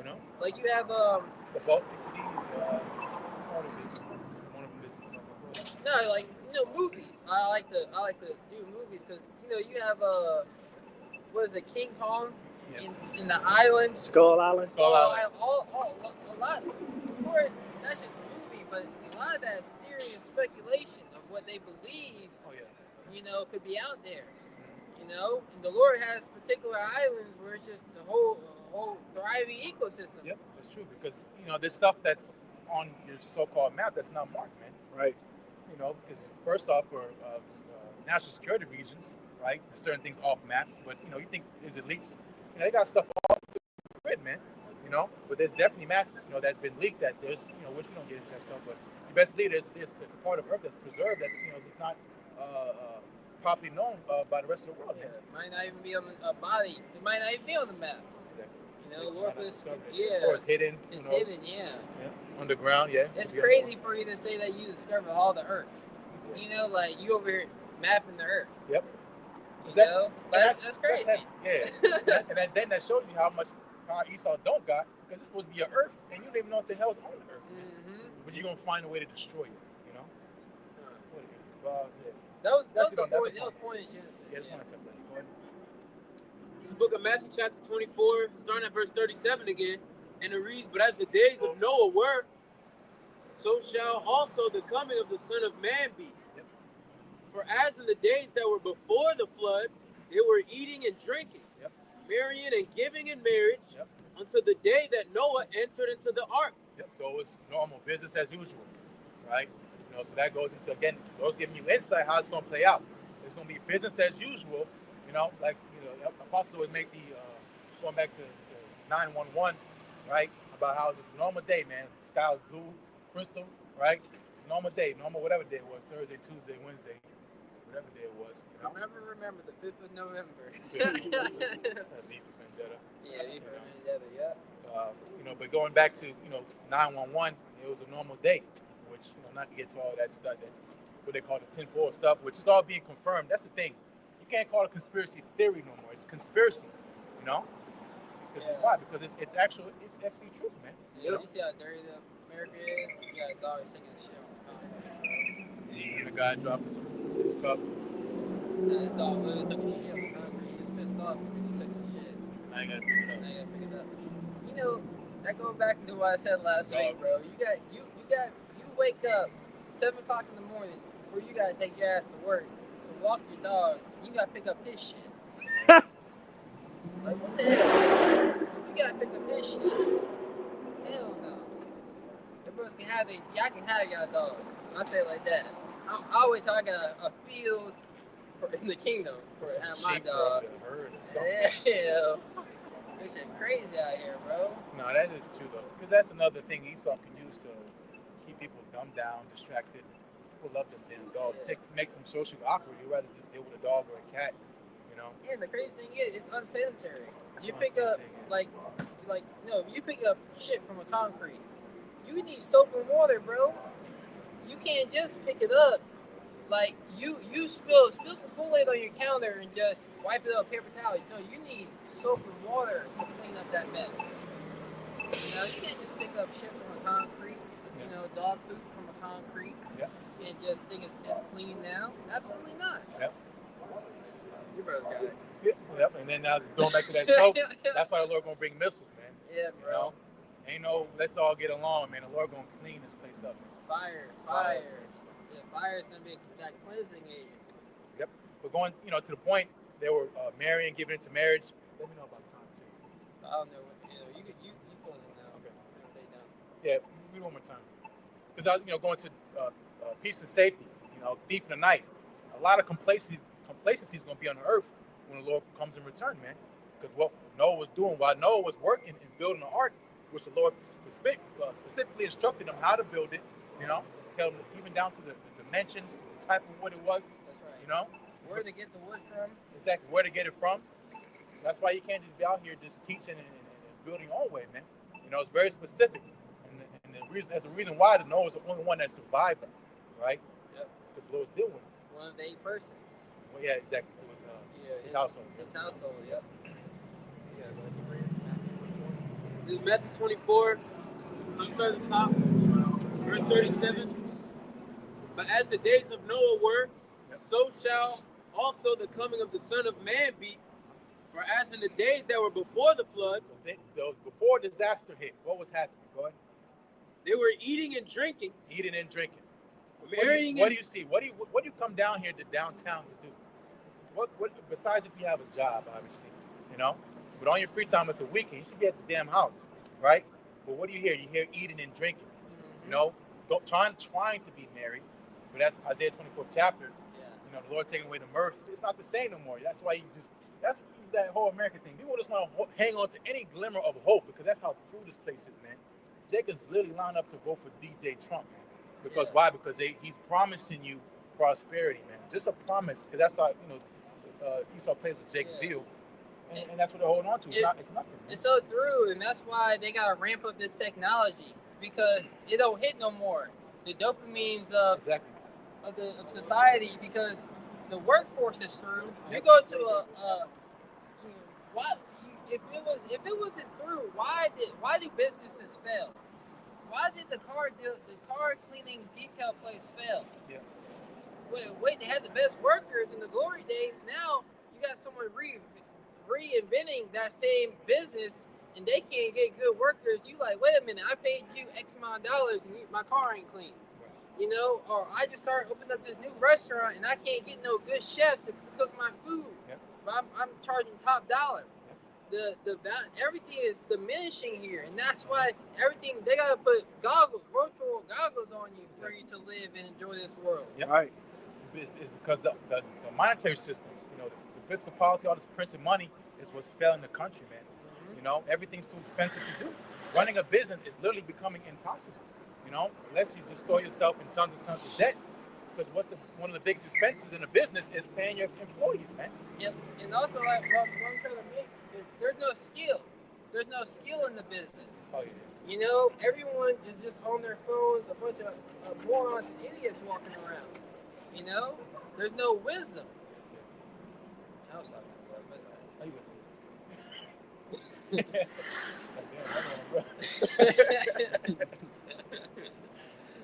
go ahead, please check.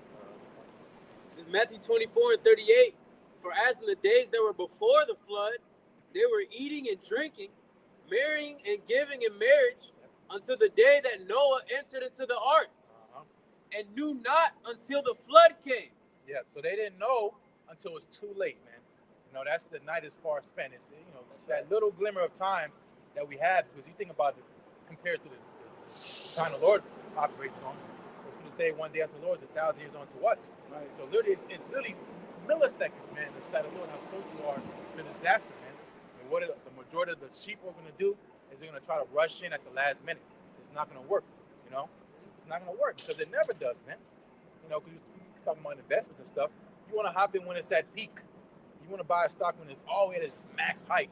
And then when you buy in, the shit, you know, the floor falls, and then you look in there like, damn, now you owe money, you know? Now you negative. You know, you bought the stock at 100, now it's at 50. Now guess what? You owe money, man. You lost it. You lost the game, man. It's all about timing. Everything's about timing. You know, time and chance crusade happen up onto us all. Jake's timing is horrible, man, because what time is he on? He's on his time, man. He's not on the time of the Lord, which was mentioned earlier about measuring time diligently. You're on your own time, and that's why your scale's all fucked up. You think you got more time than what you got. Right. You know? Yep, that's facts. Matthew 24:39, and knew not until the flood came and took them all away. Yep, so that's what them Captain Obvious prophets pull up. Yep. You know, like, bro, it's obviously, that's why that's happened when the second chapter is written. It shall speak for itself. Yeah. You know? Yeah, this anime called Attack on Titan. You know, the city built with walls. You know, and the value of the prophet that was telling how important the walls were, his value shot up when the walls got breached. You know, we told you that the walls were, you know, we needed to show more appreciation to the walls. You know, this nigga was a noble in the society by the end of the day. You know, so you know, you got, like you said, you got these prophets, these obvious prophets. You know, they're not gonna get the glory. The men of the Lord are gonna get the glory. We're gonna be the ones who are gonna be sought after, you know, and want to ask questions about. So shall also the coming of the Son of Man be. Yep, so shall also the coming of the Son of Man be. So it's giving you the, you know, pretty much the setting of how he's going to come in. Same way, same fashion. The Lord is prophesying, right? Go ahead. Yeah, a lot, or you want that in a lot. That's Luke 21. This is Dave a lot. Yep, get a lot. That's another Job. Yeah, you can get disappointed and surprised.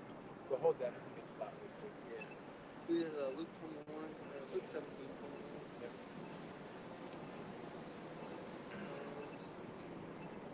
It's a lot. Yeah, likewise, also in the days a lot. And that's in Genesis 19. Probably starts like this.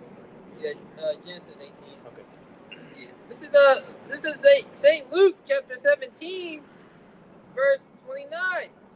28. Likewise also, as it was in the days of Lot, they did eat, they drank, they bought, they sold, they planted, they builded, but the same day that Lot went out of Sodom, it rained fire and brimstone from heaven and destroyed them all. Yep. So again, going to that similitude. You know, again, business as usual. People were buying and selling. I mean, that marketplace was still running, man. Yeah. You know, because again, going to when MOTB's made mandatory, you know, it's still gonna be, you're gonna have green zones. You know, you're gonna have areas we can do commerce, man. We can buy and sell. That's what the whole device is about. It's about buying and selling. You know, so people gonna be buying and selling what they see us, man. You know, trying to get in line. You know, which good luck with that, because you're gonna have, as mentioned earlier too, about hooligans out there waiting for you. Oh yeah. You know, why you got a cart full of shit. Well, yeah, they're really. I would add on to what you were saying about Shop I May. Yep. You had you know, Jake thinks like Jacob's Trouble is just gonna be like in every major city in America. It's just gonna be broken down. All hell's gonna break loose. No, there's gonna be able to a remnants of an order. Yep. There's gonna be a class society. Yep. A man should have desire to go into the city. I want to go there. Exactly. They got food over there. There's safety over there. I want to go there. Yep, and that's always in the movies. There's always a safe place to There's always, apocalyptic movies. There's always, you know, somewhere to go, a place of refuge. And really, he's gonna have that place of refuge, but also he's gonna also tap into the intercom of the rebellion and tell them to go places so they can get bombed. You know, there's gonna be war going on still. But the movie Snowpiercer. You know, when you watch the movie Snowpiercer, did you ever see that movie, bro? I I seen clips. They were on the train. And they had the back of the train were all the poor people. Well, in every set of the train was like different classes of society. You know, so that's how it's gonna be in America. The niggas eating black blocks, you know, for food, and then you in front of the train you had luxuries living going on. Those were people that took the CHIP that bought into this society. You got billionaires buying into this new order, you know, and you got rich and poor, free and bond, had to receive the MARK. Those who received the MARK in the back of the train, they got a lower quality of food. That's all it was. Yep. Get that Job now. Because what was happening in Sodom and Gomorrah, man? People was going out, being nasty, being freaks, right? And the Lord was so pissed off that he rained fire and brimstone, man. You know, ultimately to lead for an example. That's why extreme things like that happen, because you're supposed to read and look back and say, damn, we shouldn't do that because that's what happened unto us, man. You know, you think people are doing and thinking like that now? Of course not, man. You think the Lord's asleep. He's just, you know, you got other shit to worry about. No, the Lord got to fulfill the words that he spoke. You know, be his servants and prophets, man. Which prophesied so far in America being Babylon the Great, being destroyed, man. Just in that same fashion, all right? Get that Job. This book of Job, chapter 5, starting at verse 12, and it reads, "He disappointeth the devices of the crafty, so that their hands cannot perform their enterprise." Yep, because you're going to, again, this devil's craft is deception, right? Because, you know, again, when people think, oh, it's going to be a big EMP blackout, no, it's going to be all dark and it's going to be end. No, man. If stuff like that happens, it's because it's controlled. Yep. You know, because you said it, you know, about a city being cut off, that's controlled. That's military orders, man. Yep. You know, that's not random. You think about a civil war. You can't have a civil war without order. So it's gonna be controlled opposition, man.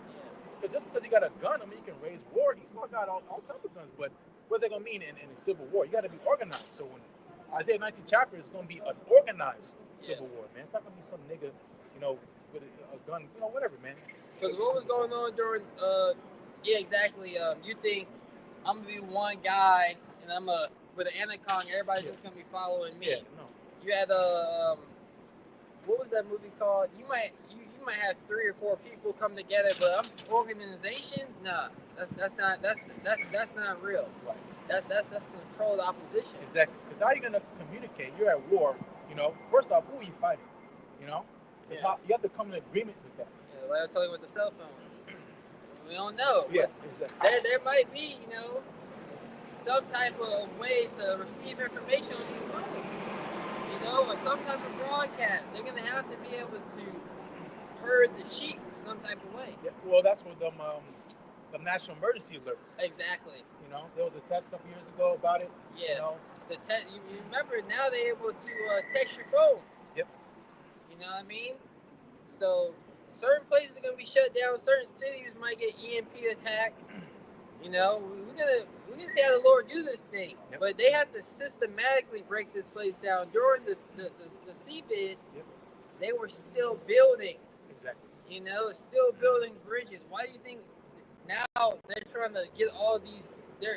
Why are cities around America dying, moving people to other places? Now they trying to spread these highways out for the military vehicles to come in. You know, that's the reason why they having people. They're making conditions so bad in California, where it makes no sense. I can raise a child, a 13-year-old child, go fix that problem. You know, about the looting and the crime and the homelessness. Anyone can do that. That's not hard to fix. They want it to be like that because they want people. They need people to move. Exactly. Yeah, they want to. Yeah, that's true. They want to gather people, you know, in a closer spot so they can control them more. That's right. You know, that's why they cut off the city. The thing about the siege is troops on the outside the city because why? They want to control everybody on the inside. Yeah, you have that's what the highways are for the military. You have the I-95, yep, which just goes north to south, and then what now? They're doing the I-85, which that's telling you, with the highway is the I-85. That's why they keep redoing the highway, destroying it because more people they're trying to circle everyone in. Exactly. But the highway tells you that's 85% of the population is over here on the East Coast. 95% of the population is over here. You know, the I-40 that goes from east to west, 40% of the population is below that line. You know, they really they keep tabs on people. What do you think the elections are about? You know, to see, you know, where everyone is voting at, what their beliefs are. You know? Yep, because that's why a major component of this MOTB system is data, man. Yeah. You know, information.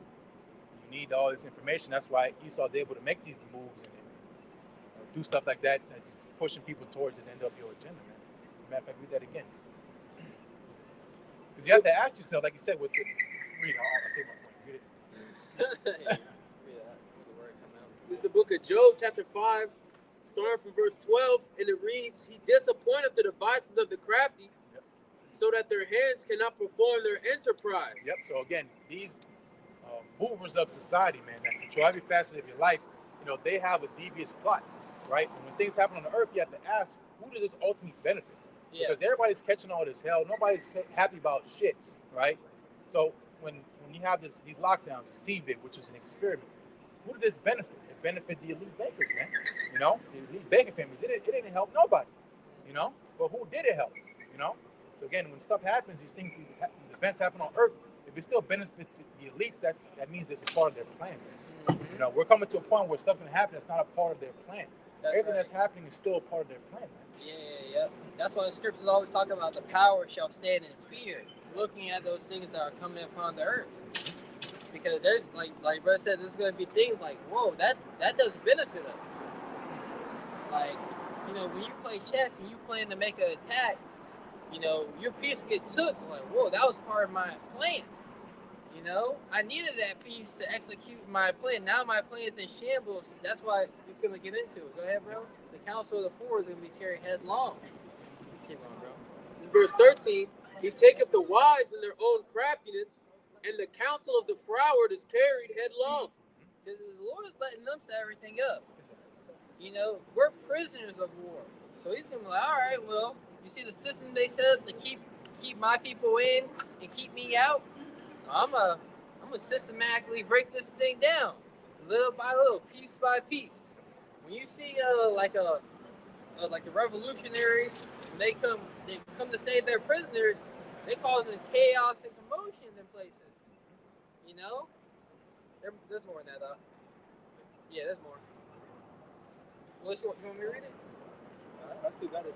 Yeah, I was sure. This is Job chapter 5, verse 14. "They meet with darkness in the daytime and grope in the noonday as in the night." Yeah, going to their secret plans, you know. The elites don't disclose to you what they're trying to really do, you know. Unless you have insight, then you can actually see the bigger picture of what's happening, man. He's has you all you people out here as guinea pigs, man. You know, to try to again, because that's what it is called, covert operation. You know, it's covered. Yeah. You know, because that's if you knew exactly what you want to do, it would have stopped day one, man. Yeah. You know. That's facts though, because really, they have these councils and they run these live action experiments to see if they get the results they want to get. You know, sometimes they do, sometimes they don't. You know, but they're still trying to figure it out. They have a plan. They're running their experiments, their tests to see if it's gonna work. You know, they got a lot of technology. They can really, you know, but we really don't know why they haven't pushed the button yet. We speculate that they're not ready. You know, if they was ready, you know, that's why the script say they gotta come down with great wrath, because they know if they have but a short time. They're gonna have to just come down with the sword because they're not gonna be ready. Yep.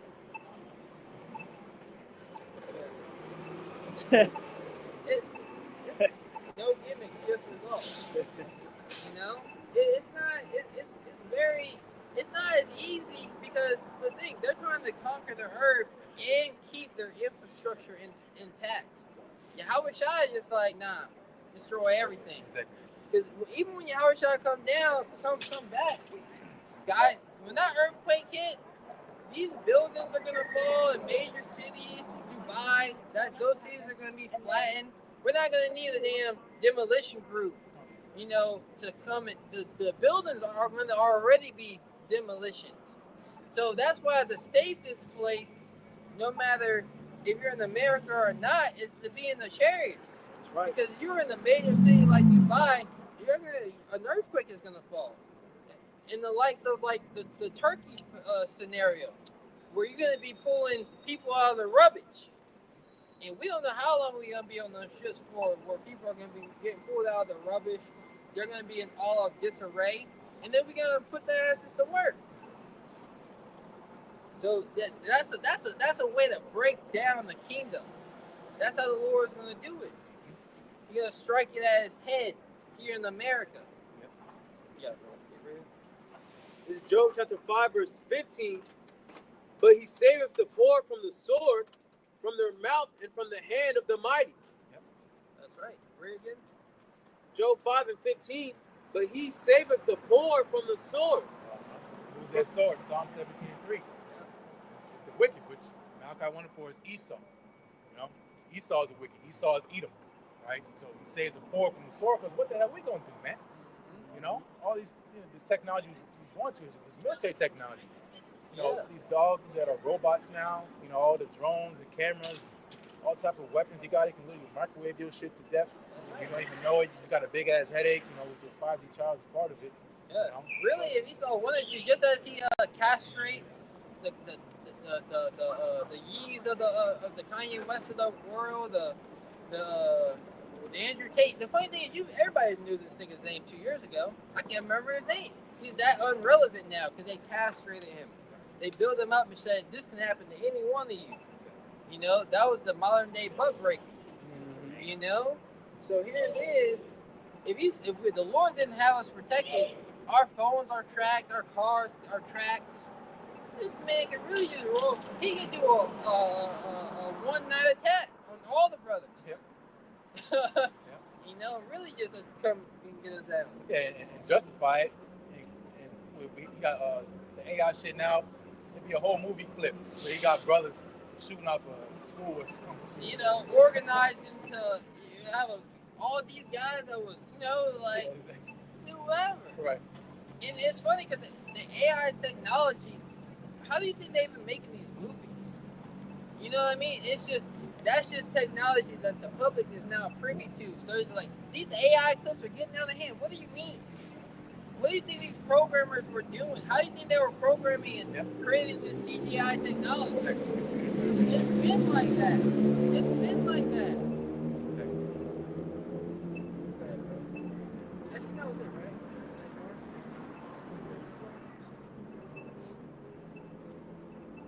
That was cool. Oh. Get out, Joe. 20.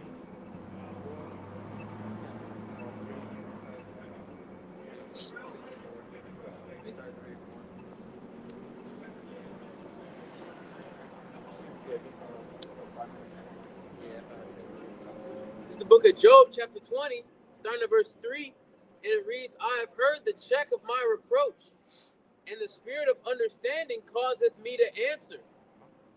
Knowest thou not this of old, since man was placed upon earth, that the triumphing of the wicked is short, and the joy of the hypocrite but for a moment? Because you're going to the word triumph means victory.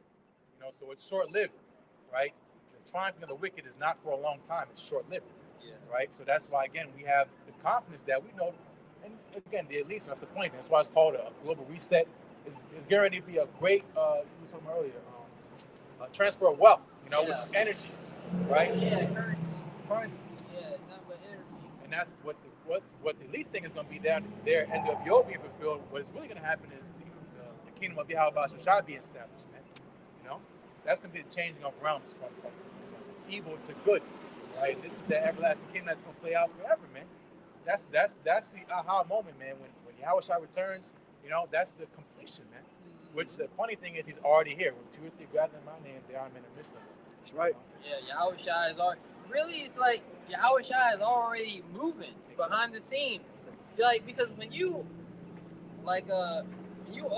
like you said, when you guys save the prisoners of war, it's all a secret. The prison break is coming. Exactly. You know, you gotta get the prisoners ready because they gotta do certain things within the system, which is what things that we're doing is preaching the word until the cavalry comes. The cavalry, you know, the warriors come, the angels. You know, it's a brothers gotta, you know. I talk brothers off camera. I want to, you know, some Bible study things. Start watching some anime. Yeah, have a little fun with it. Yep. Do one more time. And then, I got something more.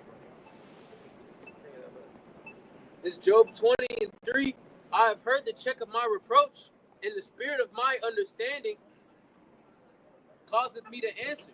Yep. Knowest thou not this of old?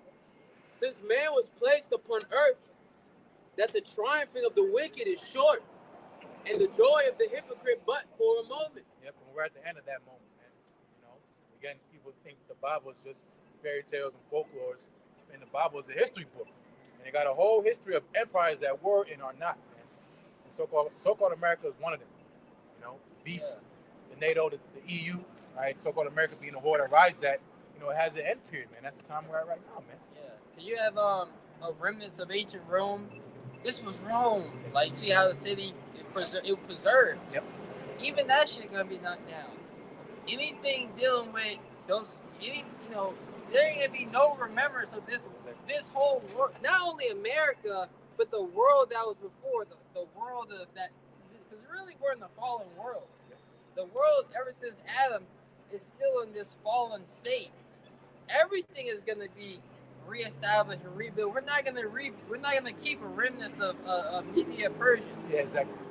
Yeah, like when we left Egypt, you know, we're gonna bring shit back to the promised land. Yeah. We're not taking nothing, man. Not even our own bodies again. That's right. This is the Job 4:7 of verse 4 and 8. Even as I have seen, they that plow iniquity and sow wickedness reap the same. Yeah, exactly. So that's what people took the concept from the Bible was Hinduism about the law of karma. What goes around comes around. The energy you put in is the energy you get out. Yeah. That comes from the scriptures, man. Because that's how judgment works. You know, it's the same thing with planting seeds. You don't plant an apple seed and you get an orange tree, right? Because that'll be confusion, man. Yeah. The Lord says not the author of confusion. So when you do something, the equal consequence comes back, man. In other words, man. That's right. It says, by the blast of Yahweh they perish. By the blast of Yahweh shall they perish, right? And that blast, missiles, man. Thermonuclear missiles. All this stuff you see, which is going into Peter, 2 Peter, 3rd chapter. Yes, sir. It's all going to be dissolved. Yeah, we'll finish on that? Yeah, we'll finish on Okay, that. go ahead. But it says, were you done speaking? I don't know if you finished the precept. A little bit more. Yep. It says, by the blast of Yahweh they perish, and by the breath of his nostrils are they consumed. Yeah, exactly. You know, because again, it's going to the anger. This is the anger of the Lord, right? Which, you know, the world is all feminized and all soft. You know, the Lord's not with all that, man. He's coming real brutal, right? Not keeping nothing PC. You don't care about being polite.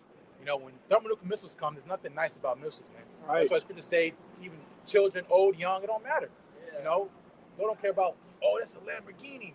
Oh, that's Travis Scott. Don't give a damn. That's why he made that video about him melting, man. You know? Yeah. You know what I'm talking about? Yeah, I've seen brothers use the clip. The clip of it, yeah. He's fucking melting. You know, it's a homer. Yeah, no, for real. Sarah Connor, I always mention when you see Sarah Connor, knows that time gets slowed down. Yep. You can see the details of the bitch just melting. Yep. You know? This is 2 Peter chapter 3, verse 8. But beloved, be not ignorant of this one thing, right? That one day is with the Lord as 1,000 years, and 1,000 years as one day. Yep, and that's why Ezra's got pretty much cursed out by the angel. You can't haste before the Lord, man. His timing is his timing, right? You're trying to haste before your maker, man. Just relax, man. We're on the Lord's schedule, on his time. So one day, that's just give you some insight, right, on the time of the Lord. One day is 1,000 years unto us. Imagine that. Yeah. You know? Look how much the Lord get done in one day of his time versus 1,000 years of our time. That's right. That's a heavy. You know? Yep. Lord is extremely more productive than your human time. You know? Facts. we taking naps and whatnot. Exactly. Exactly. We done slept a third of that 1,000 years. Yeah. He was working the whole time. This is it says verse 9, the Lord is not slack concerning his promise, Yep. as some men count slackness. Yep. So slackness mean like loafing, like taking his time. Yeah. He's slack, like he's taking his time, so to say. Yeah, like you got men, they can take account of things. Oh well, this ain't really going nowhere. This ain't nothing really happening in the earth. You know, my account for this is just gonna continue on forever. Exactly. Yep. And that's what people really think, right? Again, they're measured by their, I was going to say, lean on upon your own understanding. That's what you're thinking, that you have time. Again, you don't have time. Even, which we know that it's not going to happen tomorrow, right? You might not have tomorrow, man. I'm going to do something tomorrow. That's what it says in James. Go to ye and say tomorrow we're going to do this and do that. Yeah. You know what I'm saying? Like we was talking about, when that judgment comes, your car just got pulled in the heavens. It's like, yep. Your car just get pulled, like, oh, it's his turn? Well, what have you been doing? Oh, absolutely not. Well, you might not have tomorrow. Exactly. Absolutely not. I'm tired of this person. Exactly. Last time we got his report, we gave him grace. Exactly. Because the Lord, it ain't like the Lord is, oh, who is this again? No, you got a file. You got a file up there. Everybody knows. That's crazy. And that's why that makes you think about John 17 chapter. Yeah. About how shy vouch for you and mention your name to the Father, man, because without that, the advocate, man, the mediator, no one's vouching for you in the heavens, bro. No, literally, you get that file, and then you like, okay, you look at Esau's court system. Your lawyer be like, okay, he went through his drug program. He's been drug tested every 30 days. He's been clean for 6 months now. He's been going to the AA meetings. Yep. All these things. And then Tyrone get fooled. You got anything to say about him? No, just his rap sheet. The lawyer quiet, like. Go ahead, bro. Speaking of anime, Dragon Ball Z, pretty much they had this character named King Yima, and he pretty much was like the judge on whether or not people got sent to like heaven or hell, and like in that show. And pretty much like everybody that came up, I forgot the name of the one character, but one of them came up and he was like, "Oh hell no!" Like give him the stamp, send him to the bottom, man. Ain't no question. Nah, that's facts though. That's true. Yep. And that's why the importance of a good name, man. Yeah, good name. Jake, we got Israel. Our people here, the circumcision, they want a name here. You should want a name in the heavens. That shit crazy. Paul I know. Exactly. Paul I know. Yep. I know, but who are them? This is 2 Peter 3 and 10. I'm sorry, verse 9 again. The Lord is not slack concerning his promise, as some men count slackness, but is long suffering to usward, not willing that any should perish, but that all should come to repentance. Yep, and that all is that number that the Lord has sealed to be delivered, man. That all doesn't mean everybody. Yep. That all is the great multitude, 1/3 and 144,000, man. Mm-hmm. So long suffering towards usward, not to everybody. The Lord didn't destroy the earth when Noah was building the ark. He destroyed it when he was finished building the ark. That's right. So that's what the Lord's doing with us, because he has to seal the elect before destruction comes, man. Yeah, and they gotta get put on a level. Get built up. There you go, man. Brothers got, that's why it says redeeming the time, because, like I said, you want to make most of the time, and the Lord is faithful that He's not gonna put anything through us, that we ain't handle. The Lord got an algorithm, Where do you think Esau got the idea of an algorithm? This is 2 Peter 3 and 10. But the day of the Lord will come as a thief in the night. There it is again. In the which the heavens shall pass away with a great noise, and the elements shall melt with fervent heat. Yep, so here it is. Again, we're coming to the worst time in history that no one really knows about.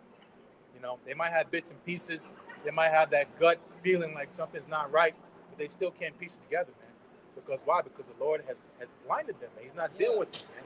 You know? Esau is really like shined everything up. Like these new futuristic cars, man, they just shiny. That's it. Man, they get scratches on them. You can't buff them out. They can be finished. Get an oil stain on them. You're like, what the hell? Oil, like, you know, like it's not durable. Nope, that's it.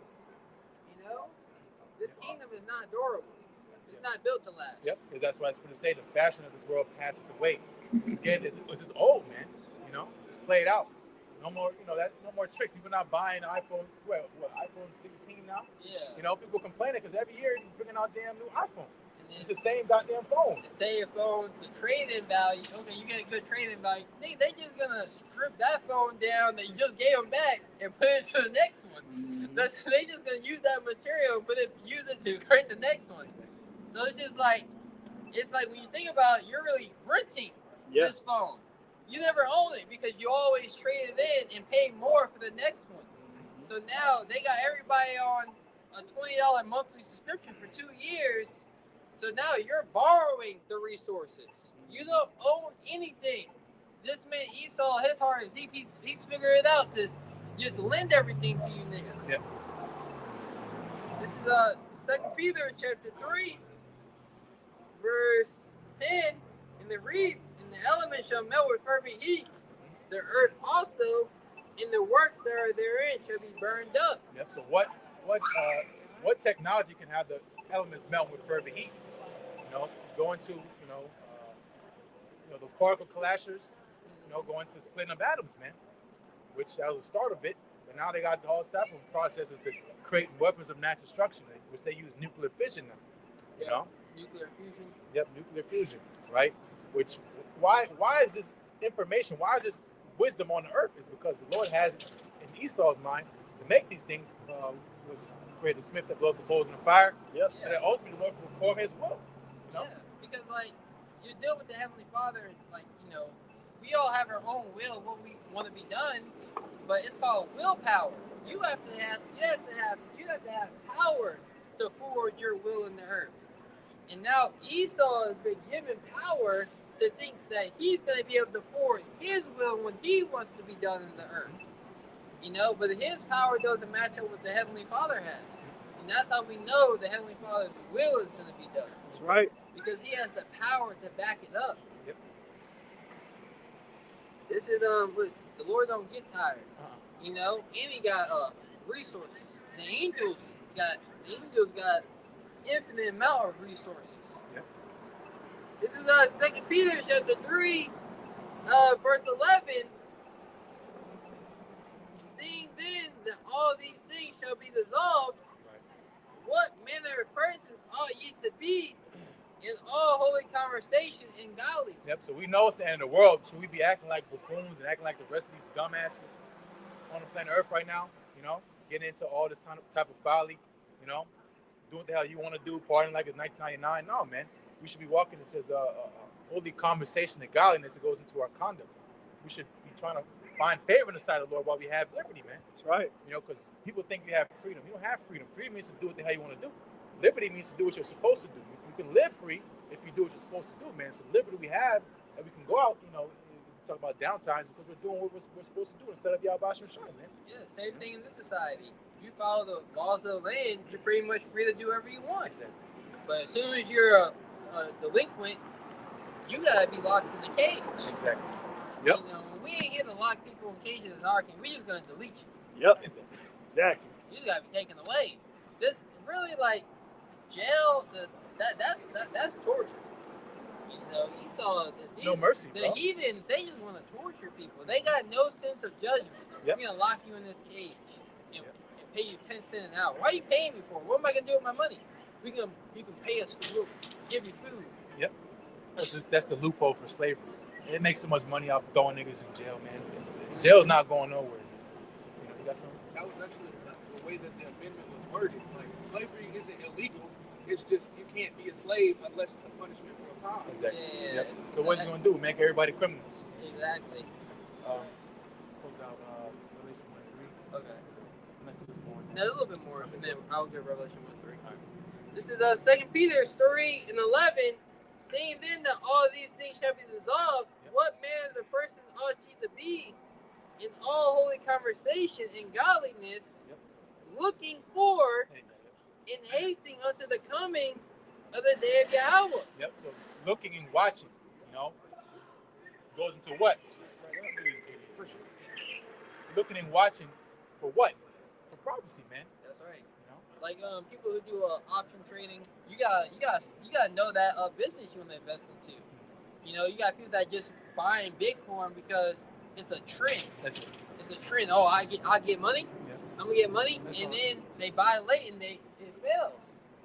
You really gotta be looking for the buy-in points. Exactly. And when you look into what's going on in the world, you can see now is the time to buy into the stock of Yahweh by Shema Shai. Exactly.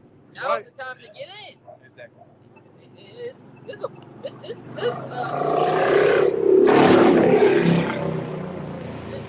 This stock right here is undervalued. Exactly. Now is the time to get in before people start to see the value of it. It says, looking for and hasting unto the coming of Yahweh. It says, wherein the heavens being on the fire shall be dissolved, and the elements shall melt with fervent heat. It's a question. It's worded like we're looking forward to everything being destroyed, and it's like, of course we are.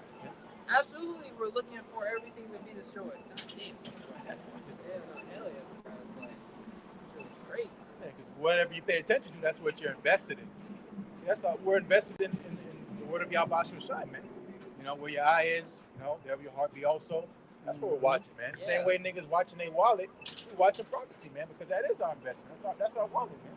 Yeah, the Bible is very high level wisdom when you have the insight, because just as scripture, they have a saying where the mind is, the body follows. Yeah, exactly. That's exactly what it is. What you're constantly are thinking about, whether it be that's what you attract. That's where you're gonna go. The mind tells the body what to do. So what we thinking about is the kingdom of heaven and pleasing the Lord. So that's what we're gonna command our body to do, even though it's a war, it's a fight. Right? That's the battle. The battlegrounds is the mind.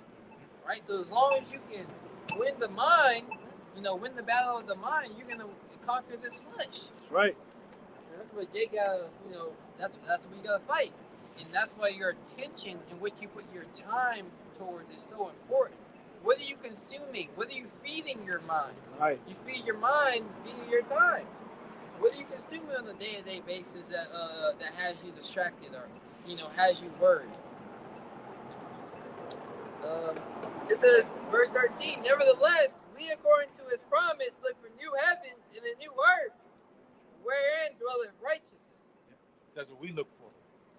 This is the Lord's promise, what he said to us. If the Lord didn't promise us, we wouldn't be looking for it, man. That's why I think, the small hats over there in that land now, because they want to hijack that blessing. That blessing, it belongs on to us, man.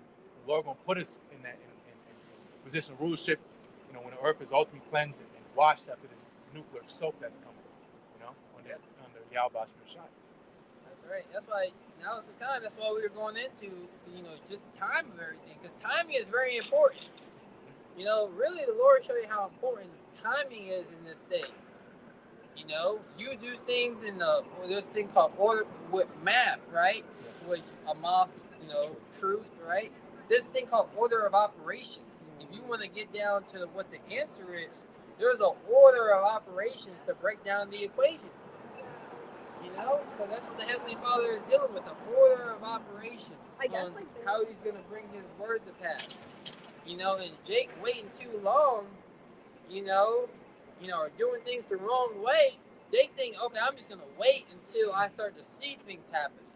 But no, you actually need to prepare yourself. A lot of Jakes, okay, that might come.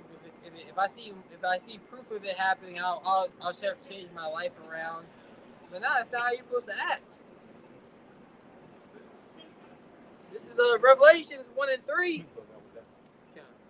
It says, blessed is he that readeth And they that hear the words of this prophecy and keep those things that are written therein, for the time is at hand. Exactly. Blessed he that readeth and heareth the words of this prophecy. Because what? The testimony of our Lord is the spirit of prophecy. Because, prophecy, that's where our gold's at, man. That's where our money's at. That's where we put our bet at. Which, again, this is what Yahweh Shai came to confirm, right? The promises that the Lord promised for the nation of Israel, man. Right? So, again, blessed is he that readeth, right? Meaning read it with comprehension. You can read all you want, but if you're not absorbing the words, it's not going to do you no good, man. Same with faith.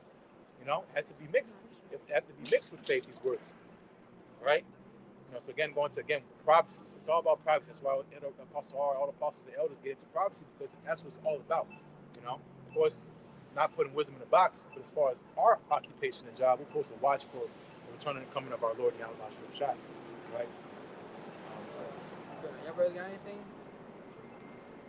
Yeah, I was trying to wait till we but yeah, I guess we close out. I mean, I don't really got anything either. We go with time.